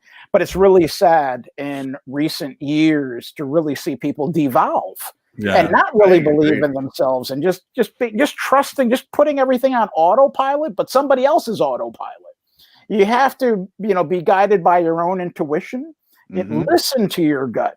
So really, it's all about just reminding yourself that, again, getting back to who we really are. So. Do you think that people that are faced with a lot of maybe more trying times or difficult times can actually get closer to that rehumanizing, because we're we're skating along, we're posting stuff on Facebook, we're like, fuck this dude, we're doing this, and then maybe you're faced with some kind of adversity, it stops you in your tracks, and you have to dig deep to get back to that human experience? Yeah. Right now, again, this has been, not to get too deep, but this has been prophesized. Everything that is happening right now has been prophesized, and the calendars were wrong. Again, we were going off of these Roman calendars, so you look back at the Aztecs and the Mayans, remember way back when?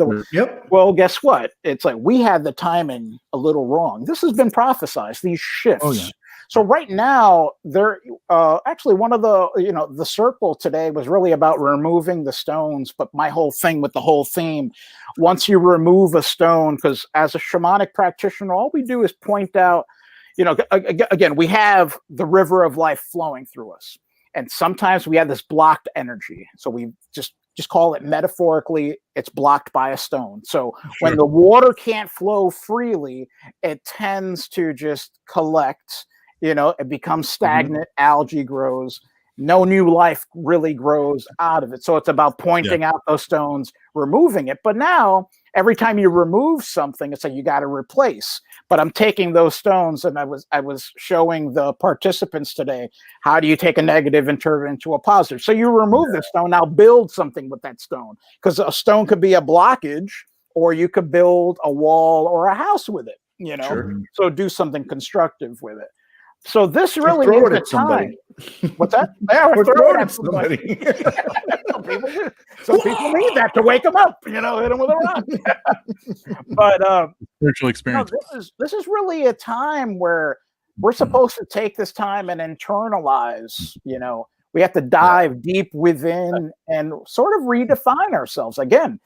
Learning. There's been a lot of positive stuff. Even though there's a lot of, if you looked at social media, there is a lot of ugliness. But like in my community, I live here in Monroe, and this year, I don't know if I know I have noticed throughout the years that people have lost the Christmas spirit. It wasn't like when we were kids, people used Christmas, not that we're Christmas caroling now or anything, but people were a little bit more festive. They took time to say hello, be better neighbors. People are lighting up their houses. It's become a community thing. Now we're sharing maps now you could drive around the neighborhoods. It's a celebration of the community in a way. And I know not every community can do this. But I'm choosing to look at that as a positive. Well, so, I think that we're tuned into the maybe the negative or anything that kind of jars us, because it's just been happening so long. Like, we wake up and we say, yo, you see what that motherfucker said? It's like, when you have these things that you're talking about, the community coming together with this kindness and this softness, that's like the lights and stuff, it doesn't jar people like that, but it's there and it's happening, but we're not shaken. So it's hard even for myself not to be conditioned to be like, yo, did you see what fucking politicians today? Holy shit. And in the meantime, there's 10 other articles that's like, a local cat was returned to its house, and you're missing these things. So it's just the shocking and the in your face kind of shit that grabs us. So that's what we're up against. I think that there has been a reset in a way for a lot of people. Like, you think about it.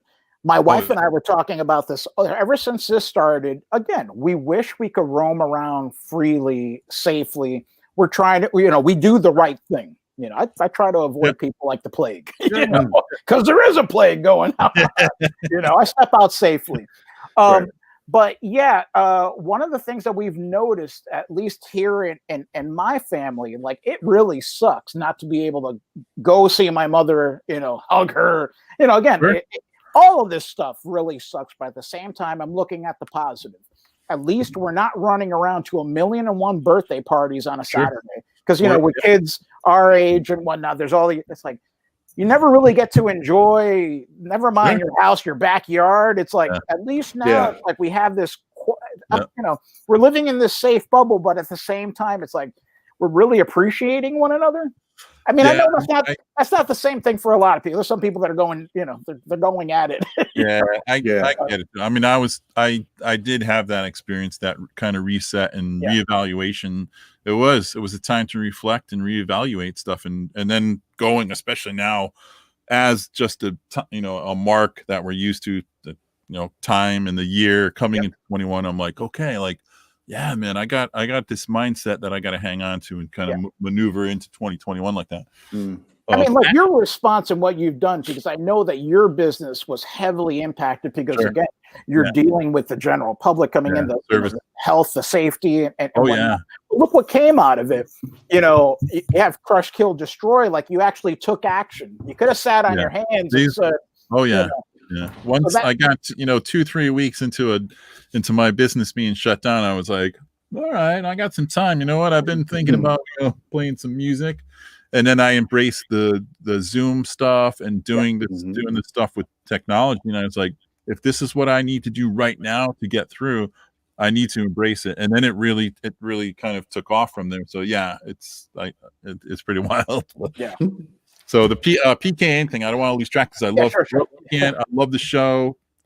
Unfortunately, I will be like laying in bed and be like, "Oh, Herman's going on in like another hour." It's I'm like, maybe I can make it like 2 to 6, and I'm like, my shows all of our shows are archived. So that's what I'm saying. I was listening to one the other day, actually. So I know you like Radio Nothing. I know you told me that before, Rod. That was my introduction into PKN many years ago. Discovered it by accident. I was like, oh. And that's what grabbed me and held PKN. But so you, like you said, did like a connection, ended up doing the show at PKN. Yeah, I've always had a passion for music.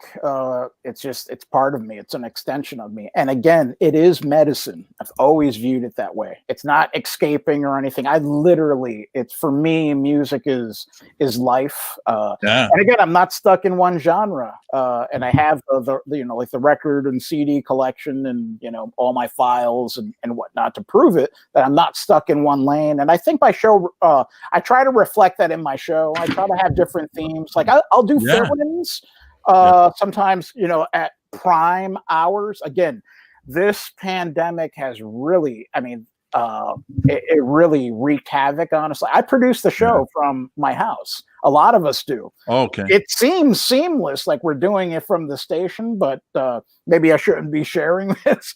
Well, a lot of places are remote now too. Like a lot of everybody Howard Stern is doing it. Everybody is. I have a friend, one of my best friends, that I grew up with. He works at Sirius. He hasn't set foot there since March, they're not looking. They're looking deep into 2021 before they set foot back in there. Agreed. Yeah. Oh man, that is just such a wonderful. It's an awesome sanctuary. I can't tell you. I love to have you guys on once we're back in the studio. We're actually that'd be awesome. We're moving. I would love to have you guys with me. And you can feel the energy. There's just something about when you're live, from the studio. It's really, really.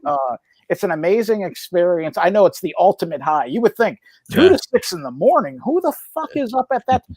I serve a purpose at that time. There's another world that exists. Yeah, man. And I'm not saying that I'm saving lives, but I could actually, I'm not going to mention, get too deep into it. Yeah, but no, I get it. I've had people call me, I had this one guy who would call me every single time that I was on, because that was the promise he made me. He said, I was really thinking of some stupid shit tonight. And the tunes you were playing brought me back to a better place. And I changed my mind, and I kept them up. I was like, "Oh my God!" Yeah, like, this is, I mean, the reality of life is that life is not 9 to 5. No, there are there's really powerful things happening from those hours. I really wish. Yeah, of course, like a lot of people, you wish you had the prime hours. I'm very fortunate and grateful to have a slot, because there's some people that wait for years to get a slot there. But because I made my presence known, I volunteered and never asked for anything. I always took, always had my hands in Music Mash. If you guys love music, you got to go to this record show. Hopefully we'll have it in March. Who knows? But it's such a good time. It's like a full day event. Just go and relax. And it's not even the records and the CDs that you find. It's literally the conversations that you have, not only with the record dealers, but with other music lovers. And now you just find yourself like, this is just a full day event. They do have beer there. They have Two Roads. Two Roads is always a sponsor. So it's like, it is just such a cool, event. I look for every year, I view that as like, this is like a holiday. Music and beer. Yeah, Boom. it's just a real good time. And I'm telling you, I've solidified some people that I just met a couple years ago. It's like, we chat every single day, and music, brought us together. And that's really awesome. Cool. Yeah, I mean, that connection is like nothing else, man. It's awesome. But I would love to have you guys on. I really, once we move to the new studio and it's safe, it would be really great if we could, be great to have you guys at the studio. And, I would feel the energy, Totally. And it's not just in this footprint that people listen to us. I'm like, wait a minute. There's people sending me messages. It's like, where are you from? It's like, you're listening to me from where? And it's global. It's like, it's insane how it's like, there's other people that know about PKN, in other places. WPKN is a true sign of what community can actually accomplish. Yes. Because there's not a lot, you don't find a lot of ego within that radio. They're allowing the people to thrive and do their thing within those 4-hour slots of broadcasting, and it's amazing. And when I first learned about it, it's total freeform radio, where I could spin Rammstein right now and then just go into Hector Level, play old school Southside. It doesn't have to make any sense. As long as you tell a good story, those pledge hours, dude. Every time the pledge time came around, I even loved just listening to everyone chat. Pledge and going out for hours, and it felt in behind the wheel of my car listening to PKN, you still felt part of the Bridgeport community and this music community. I love it. It's the last of the true independent community radio stations. Absolutely. Because what radio has become now, it's an abomination. I'm not even going to say that it's sad. I'm not going to mention any names of like some of the major radio stations, but we assume that these DJs are DJs. They don't have the power to say, hey, I'm going to play this. It's all coming in from some office in Ohio. It's already been pre-programmed. And they're just talking heads. So it's like, it's really sad that, that we've lost that, because really that's how you discover new music. When somebody has something to say, something to share. But now it's like, here you go. How many times are we going to listen to the same AC/DC song? It's like, they have a, deeper cut. Led Zeppelin, the same thing. There's deeper cuts beyond Stairway to Heaven. You know what I mean? It's like, people don't want certain, people to scratch that surface. We're here and it's enough, but there's so much more to explore and expand. And do you actually speak, saying like, oh yeah, I can't listen to the same AC/DC album?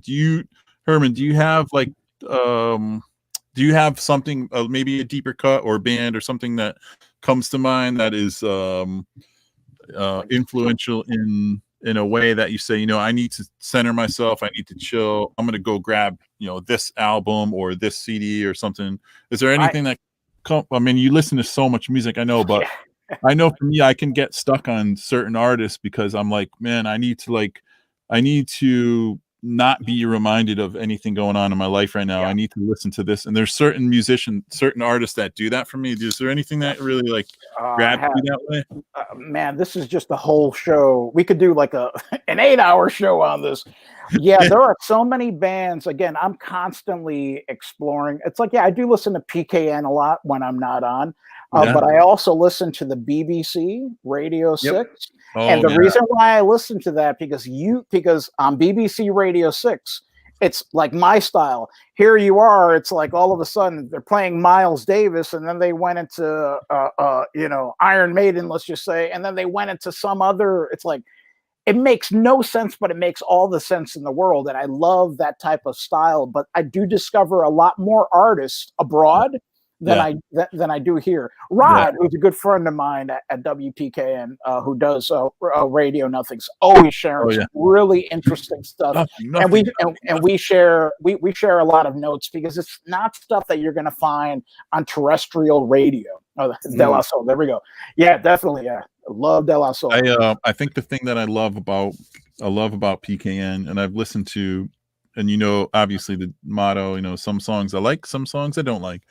And that was what made me gravitate towards listening to it all the time. I would listen to the Salsa Hour. I would listen to Talk on Radio. Sundays. And I would listen to these songs sometimes that were actually difficult to get through, but I never turned the dial, because here it is. I wasn't driving down the street and I wasn't hearing what other radio stations might be pumping through on a regular basis that were good songs, but we've heard them for 100 years, you know. So, and again, to say, I really mean this, and I've said it before. And there's I think it's an Audio Slave song, and it's the song doesn't remind me of anything. Yeah, love it.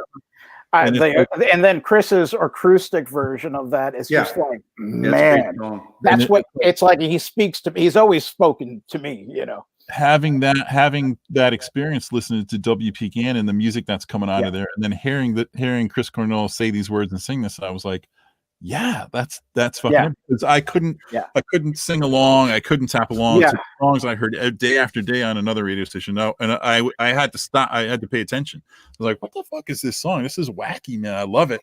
Late nights hearing some trippy electronic stuff coming out, and that's the beautiful thing about that. So I'm glad that you are a part of. So going back to your question, to answer that, I try to listen. The stuff that I get hooked on when I want to truly escape, it's like I try to think of who's not listening to this. It's like when I discovered High Lung. High Lung for me is a go-to, especially these days. Have you guys listened to High Lung? I think you would really appreciate it. It's funny because they have really attracted like this whole death metal core, and it's not, but because of how they postured themselves, it's like you got all these, the dark metals that really regard them like tap into them. High Lung. Nice. It was one of the last shows that I saw this year. I saw, it was. I saw them in New York, and again, they only did a handful of dates in the U.S., but I tend to listen to them a lot when I want to escape. In Lakesh is another one. Even though it's a little aged, it's always new for me. And it's funny, as the years have gone on, I'm now friends with them. And so it's like, it's kind of crazy because of the power of social media. Sure. And it's funny. The leader of In Lakesh was actually supposed to stay he was actually coming to Connecticut, and that's how deep we went into our relationship. It's like, oh yeah, he was going to come over here and pay me a visit, and it's very awesome cool to have the opportunity. So I know that you have a pretty extensive collection of vinyl. Yep. And that you continue to collect stuff. I have so a couple of years ago I inherited boxes of records, and I had a collection that kind of went with me from moving as a kid, moving around. I lost some stuff, but I still had a pretty decent stuff, mostly rock and jazz and some other things. But do you still have so did you get rid of some of your childhood stuff? No, I have all that. Okay. But in the recent years, I acquired stuff from Tracy's family side. And there was boxes of these really bizarre things. So I have a couple I'm going to show you. They're just really odd. I just thought it was kind of hilarious, actually. So I want to share them with you. There's just really wacky things. So there's this album. It's called "Learn Disco Dancing." Wow. Okay. See, those are fun. When you want to have a fun time, probably from I would imagine the 70s.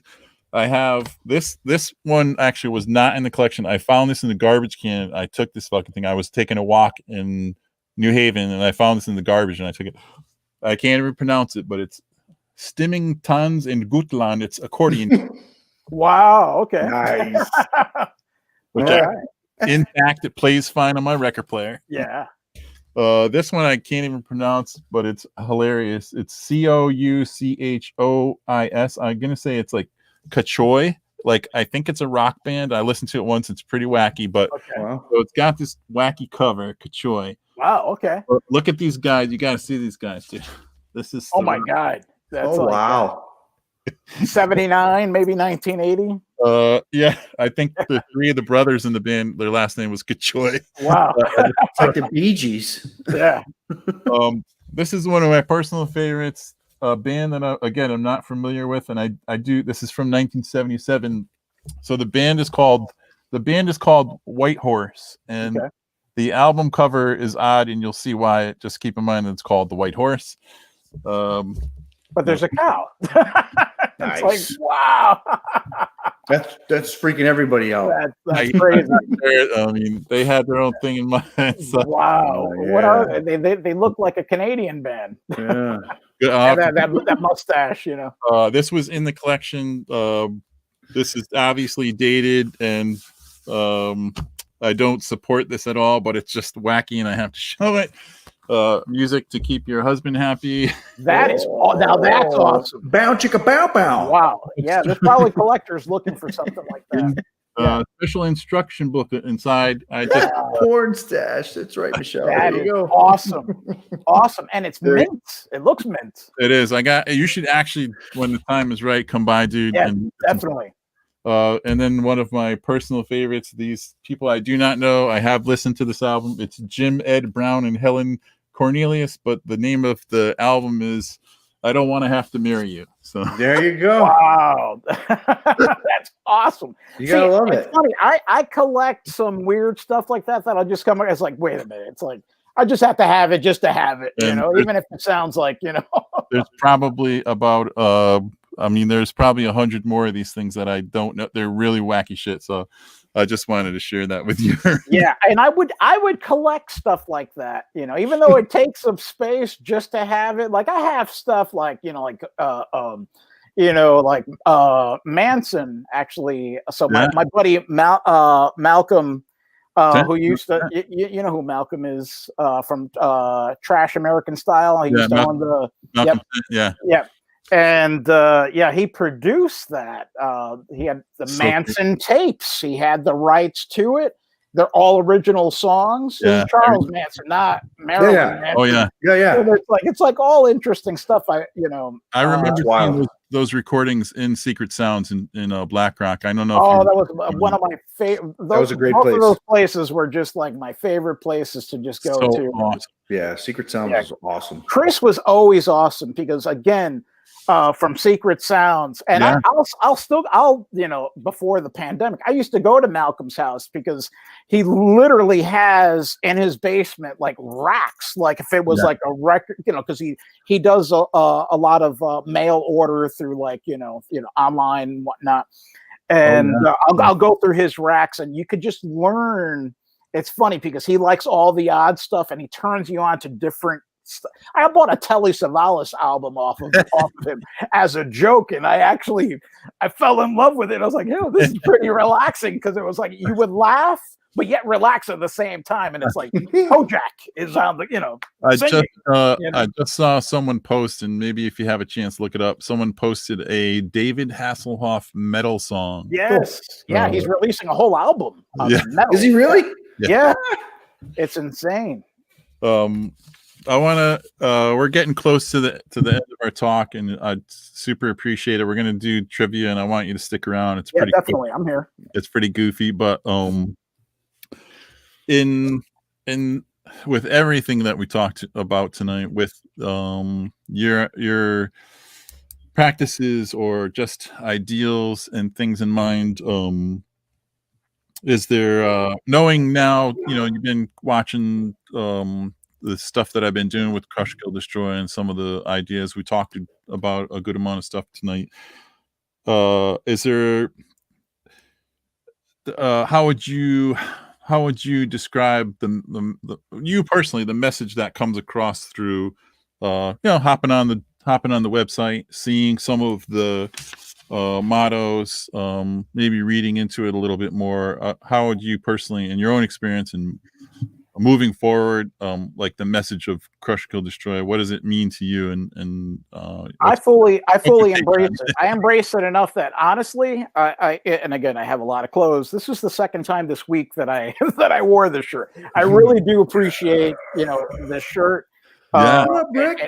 And again, it's all about supporting. I'm going to order a hoodie. Again, I really love the whole.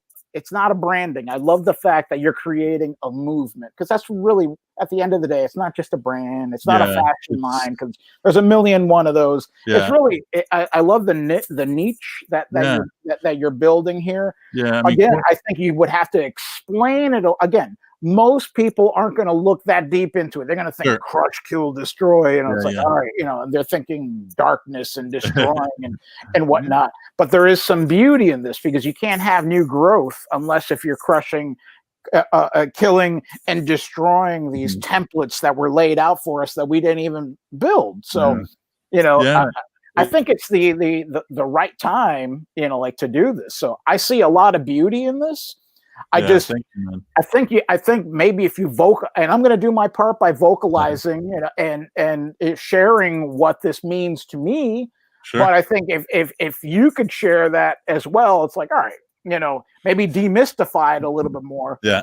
People will, grasp the whole concept that, all right, we can't let society dictate, what we're going to do, what's fashionable, what's right. You know what I mean? Yeah. It's like, all right, blaze your own trail, destroy all that shit that was already built that we're supposed to follow, That's a great thought. Yeah, I think it's a beautiful thing. Thank you, man. I fully embrace it, and I'll be sharing as much as I can. I love to hear that stuff, because we always touch on it towards the end of the Crush Corner, and to hear what people's interpretations are, and have them in that same kind of feeling is great. I mean, Michelle came up with some really great stuff too when she was expressing what each line, Crush, Kill, Destroy, meant to her, and it's really so cool to hear, man. So I love it. Yeah, no, I love the fact that, again, it sort of embraces something that would stereotypically be dark, and that's what we need to embrace. We need to embrace. Everything that has emerged within recent years, not just year, but in recent years, we needed to see. The veil has been lifted. It's been exposed. What are we going to tolerate?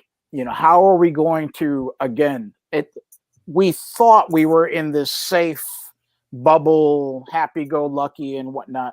We see where the potential lies with people. And it's, all right, let's move this into a more positive direction. So it's good. At least we now know that there's some misalignments, but with misalignments, you could always bring things into alignment. Yeah. So it's, and there's just certain stuff. Yeah, you definitely got to crush, kill, and destroy it, because it has no space in our existence. There's no reason for for so much hate. Yeah, you don't have to like everybody. But you could respect them. That's I've met some evil people in my lifetime. Yeah. They're evil, but I didn't judge them. I mean, I might be labeling them as evil, but they have truly done, by law, I've done some real evil things. The behaviors. I've seen some ugly, definitely. But then you see what they've grown into, and it's like, okay, we don't pass judgment. It's like, all right, how do we correct this? Yeah. You've had your little, your little spat and whatnot. It's like, oh, how do we correct this? How do we move forward and just, raise the vibrations? That's it. That's huge. That's a huge thing. I'm going to make a note of that. Raise the vibrations. There you go. And this is, and that is part of Crush Kill Destroy. Is I am inspired by the people that I am in touch with, cross paths with, and have these conversations with, and then it's a light bulb or spark that I say, oh, that's a good thing for a t-shirt. That's a good thing for a sticker. That's a good thing to keep in my mind when I create something. So I appreciate that. Yeah, man. Just so people know, again, find you on Facebook.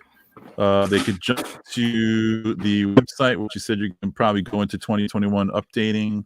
Nice. And then I also added, I thought that I put it here, a couple people asked about the radio show, Herman, which is .org, right? pcanis.org. Yep.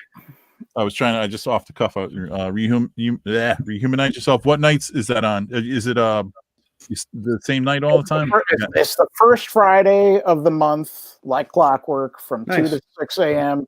But I also do fill-ins, so I always tell people they could just connect with me. Right.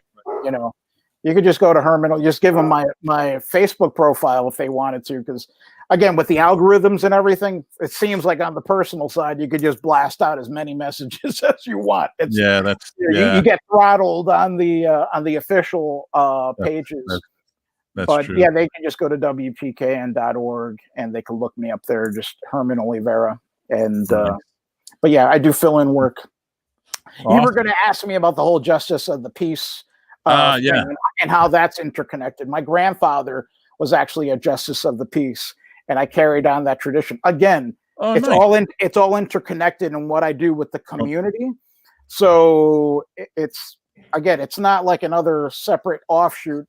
It's basically an extension of me. My grandfather married thousands of people in Bridgeport. It was ridiculous. Even on his deathbed at St. V's, no joke. 2 days prior to him dying, he actually married a couple in the hospital by his because he was just the guy to go to. And I'm just continuing, just like you and your dad. I know that you share a lot of beautiful, fond memories because he's an extension of you. You know, it's like you're sort of carrying that torch. Just to keep, So when I was asked to do it, and I was appointed because it's an honor to be appointed. That's pretty. I was like, let's do it. That's awesome. Super awesome. I'm gonna do a little promo video, and then we're gonna do some trivia. Awesome. All right.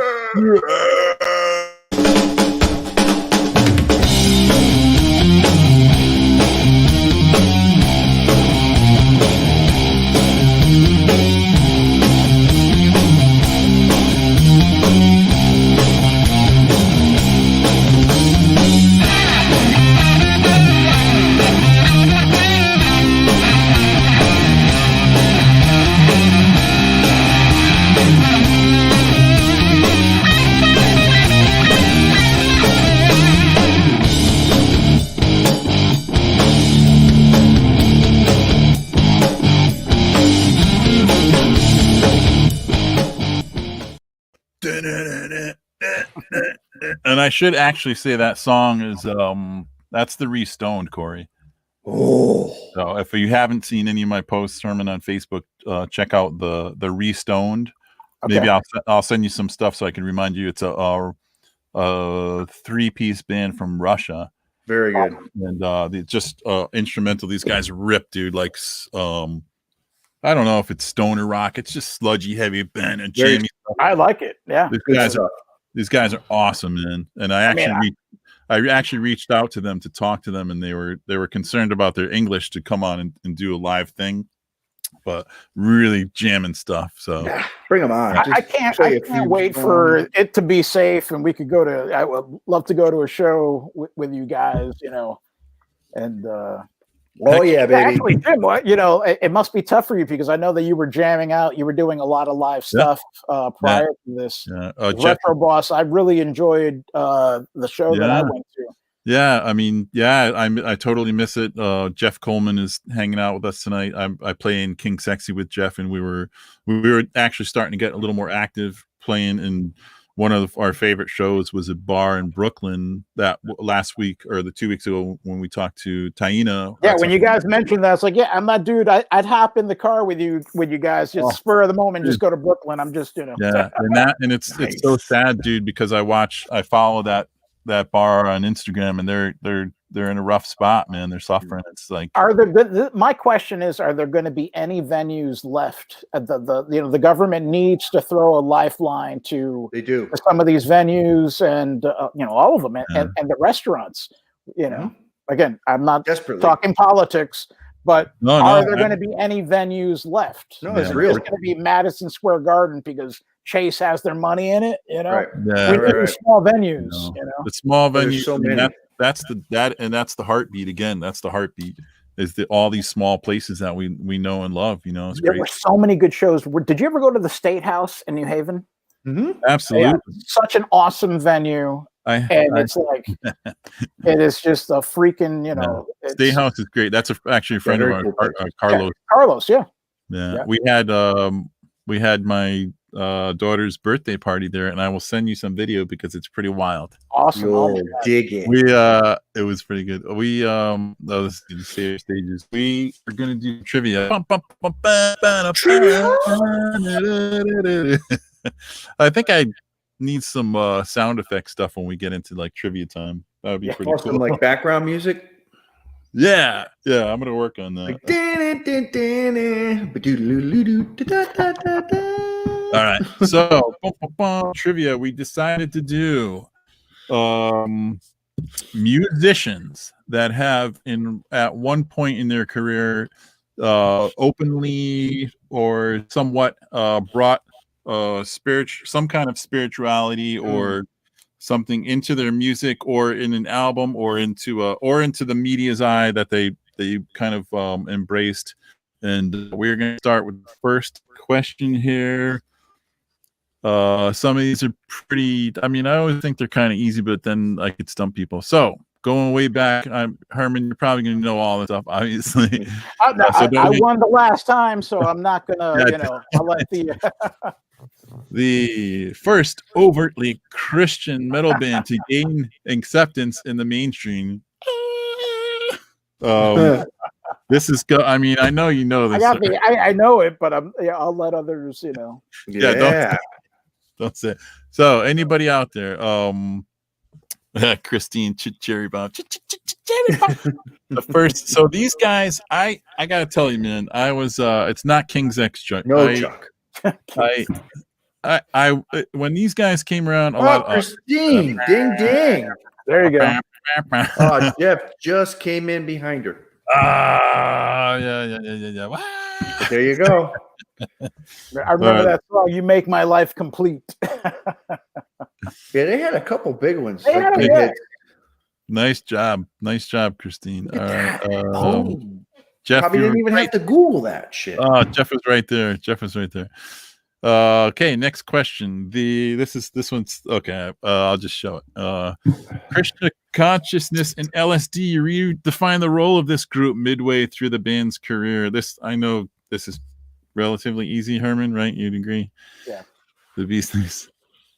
Krishna consciousness and LSD redefine. You're giving it away. When we get to this point of the night, it usually happens. That's right. Corey, Jeff said he wants the door. It's not the Doors with that. Michelle. Oh, ding. Wait a minute, she spelled it wrong. Should we give it to her? She's got to misspell.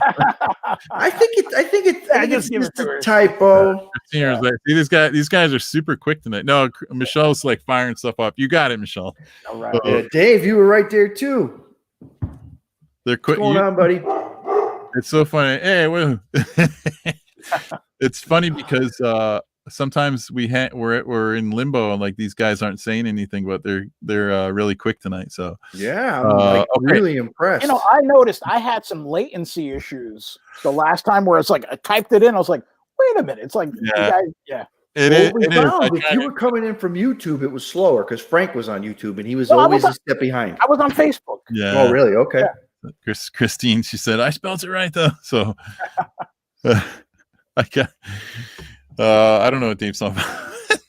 All right, so yeah, I always tell people on my end has to be the decision because I know we have the technological thing to deal with. So, all right, third question here. This I love this one. It's so funny to me. 2021, this rapper was renamed as part of. Oh my god. Oh, I did have a misspelling. I talked about misspelling. Remember, we talked about this earlier. 2012. 2012. Sorry, guys. I was trying to get this done at the end of the night at work. So 2012, this rapper was renamed as part of his conversion to Rastafarian. You're thinking ahead into the future. I was. Michelle, you're killing it. Mm-hmm.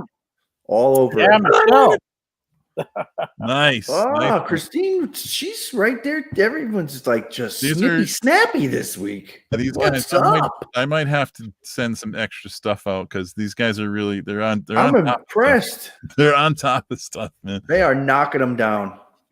All right. Where are we at here, Core? 4. Number 4. Okay. This artist was black from the Jewish community for taking one of the world's most dense and esoteric disciplines and turning it into a T-shirt that read "Kabbalists do it better." I think this trivia time has turned me into like Alex Trebek or something. I saw this guy in Orlando in a real small club.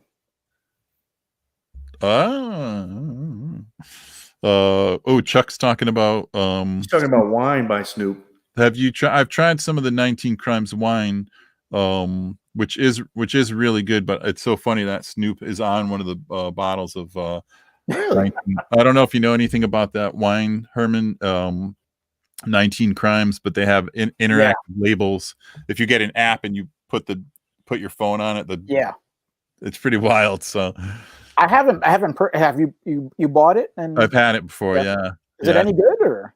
Yeah, it's pretty. It's not blowing your mind, but it's a solid wine. It's pretty good. Chuck says to buy that one. All right. So this one's super easy, guys. Yeah, man. I mean, I'm telling you, the last 4 words. If you throw that right on your Google, I'm sure something right there. Boom. Yeah, it was. I mean, this is so. It's not Ja Rule, Dave. No, Dave. I mean, it's right in there. Kabbalists do better. Yeah. The artist drew flack from one. Yeah, I thought that was good. I thought it was one of the more easier ones that I wrote out tonight. You know. Dun, dun, dun, no cheating. No cheating. Dum, dum, dum, dum, dum, dum, dum. Justin Bieber, no. Chuck, come on. How about no? Kabbalah do it better. Something I didn't know. I mean, the Kabbalah. I don't think it was. No. But see, now Christine's starting to get sort of like you're getting there. Yeah, you're getting there with the rationale. Wait a minute. I was thinking about somebody else when I said in a small club, but Kabbalist. Okay, I was just. You know what? I always forget to show. Did I show Snoop Lion? I love this picture. There you go. There's a good picture. Oh, look at Michelle. Michelle, what the heck? She got it. There you go. You know, honestly, when I saw Jewish, I thought you were talking about Modest Yahoo. Yeah, Madonna was a Kabbalist. Yeah. Yeah. Mm-hmm.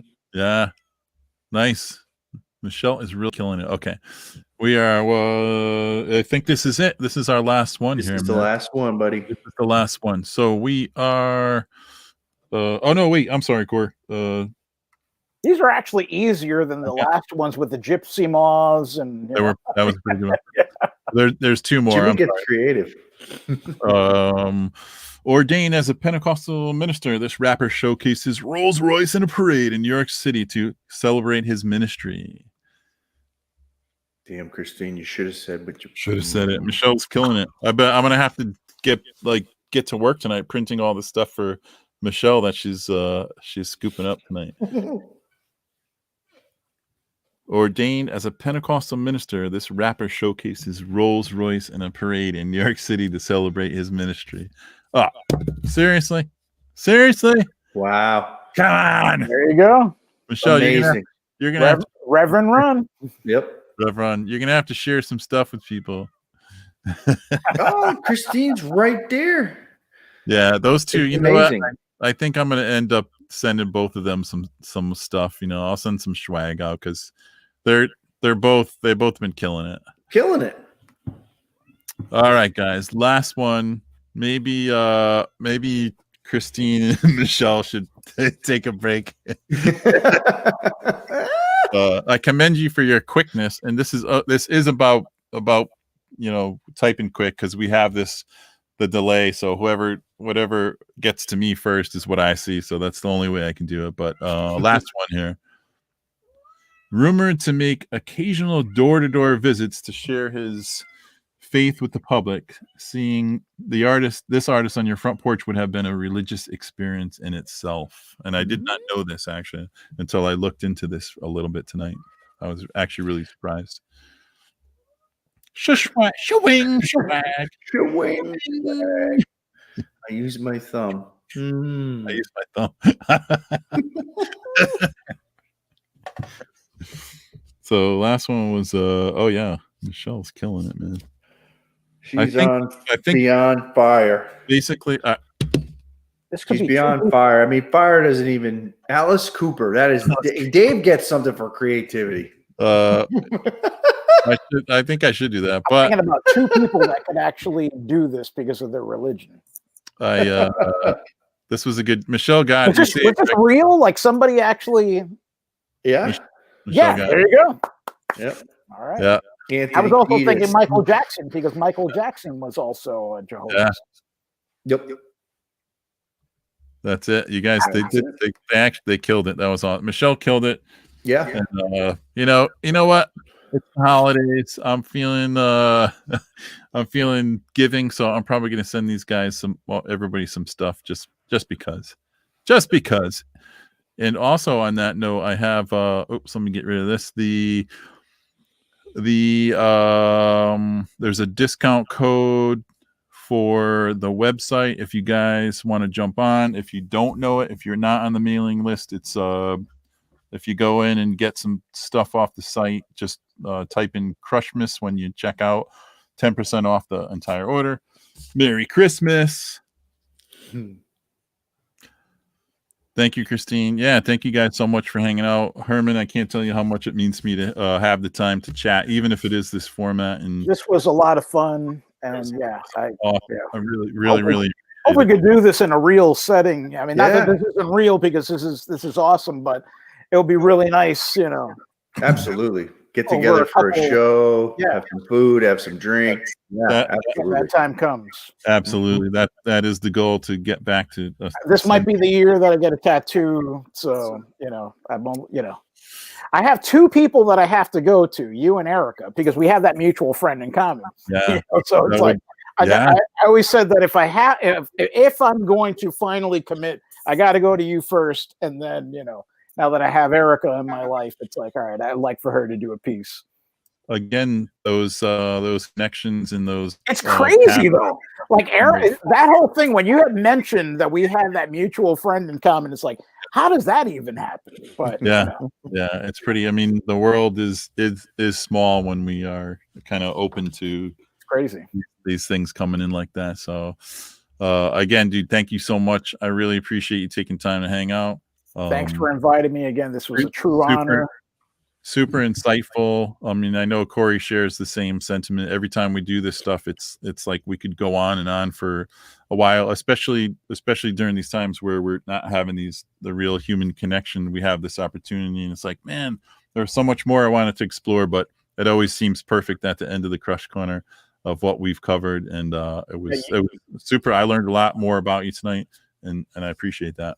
Yeah, it was great. You guys are killing it again. This is a lot of fun. I'm telling you, that last one with Diana, it was just a lot of. It was just fun being part of that with like-minded people, and I wish you could see the expressions because here I am. You couldn't see me on my end, but I was like, oh, this was just it was a lot of fun. Yeah. So that's the goal. Try to have as much fun as possible. Share some love. Absolutely what it's all about. So we'll keep it up. Cheers to you guys. Cheers. Moving into the holidays and stuff. Yeah, happy holidays, Herman. Happy holidays. Stay safe. Yeah, same to you and yours. Blessings to you and your families. Thank you. And hopefully in 2021 we turn a different corner and we can have these in person. Absolutely. First round is on me. Yeah. Oh, I'm gonna remember that. Everyone watching tonight. And we'll have fire ceremonies in person and all about it and all that, But definitely a concert. We definitely have Oh, gotta have it. 100% agree with that one. All right. I was gonna ask you, Chip, do you still have that recording of the Chris Cornell show? Because I remember you recorded it when I ran the Schubert. You still have it? I do. I would be recording too. Yeah. Corey was with me that night, right, Corey? Yeah. Corey and Scott. I think my sister came out that night. Yeah. I lost it for about 3 years, dude. And really? When Chris Cornell passed away, I was freaking out looking for it because I had moved a couple times, and then it's on a little scan disc, but it's actually on my computer, so I do have it, and I'm happy to share it with you. It's actually a nice recording, so it is, man. It'd be nice to actually sit down and revisit it again sometime. So I'm telling you, all those shows were. I mean, I've seen Soundgarden, like so many times, but for some reason, those Chris Cornell shows, it was like he was just talking to us. It was like being in a room with a friend with a guitar, and it was just like, super intimate experience, man. So to his memory, I know, seriously, man. To the memories that those guys leave us, and the inspiration with their music and stuff, and the memories we're making here tonight, and more memories. Cheers. All right, to everybody that participated, Michelle. Yeah, thanks for everybody tuning in as always. So awesome. Happy holidays. Take care, guys. Cheers. Cheers.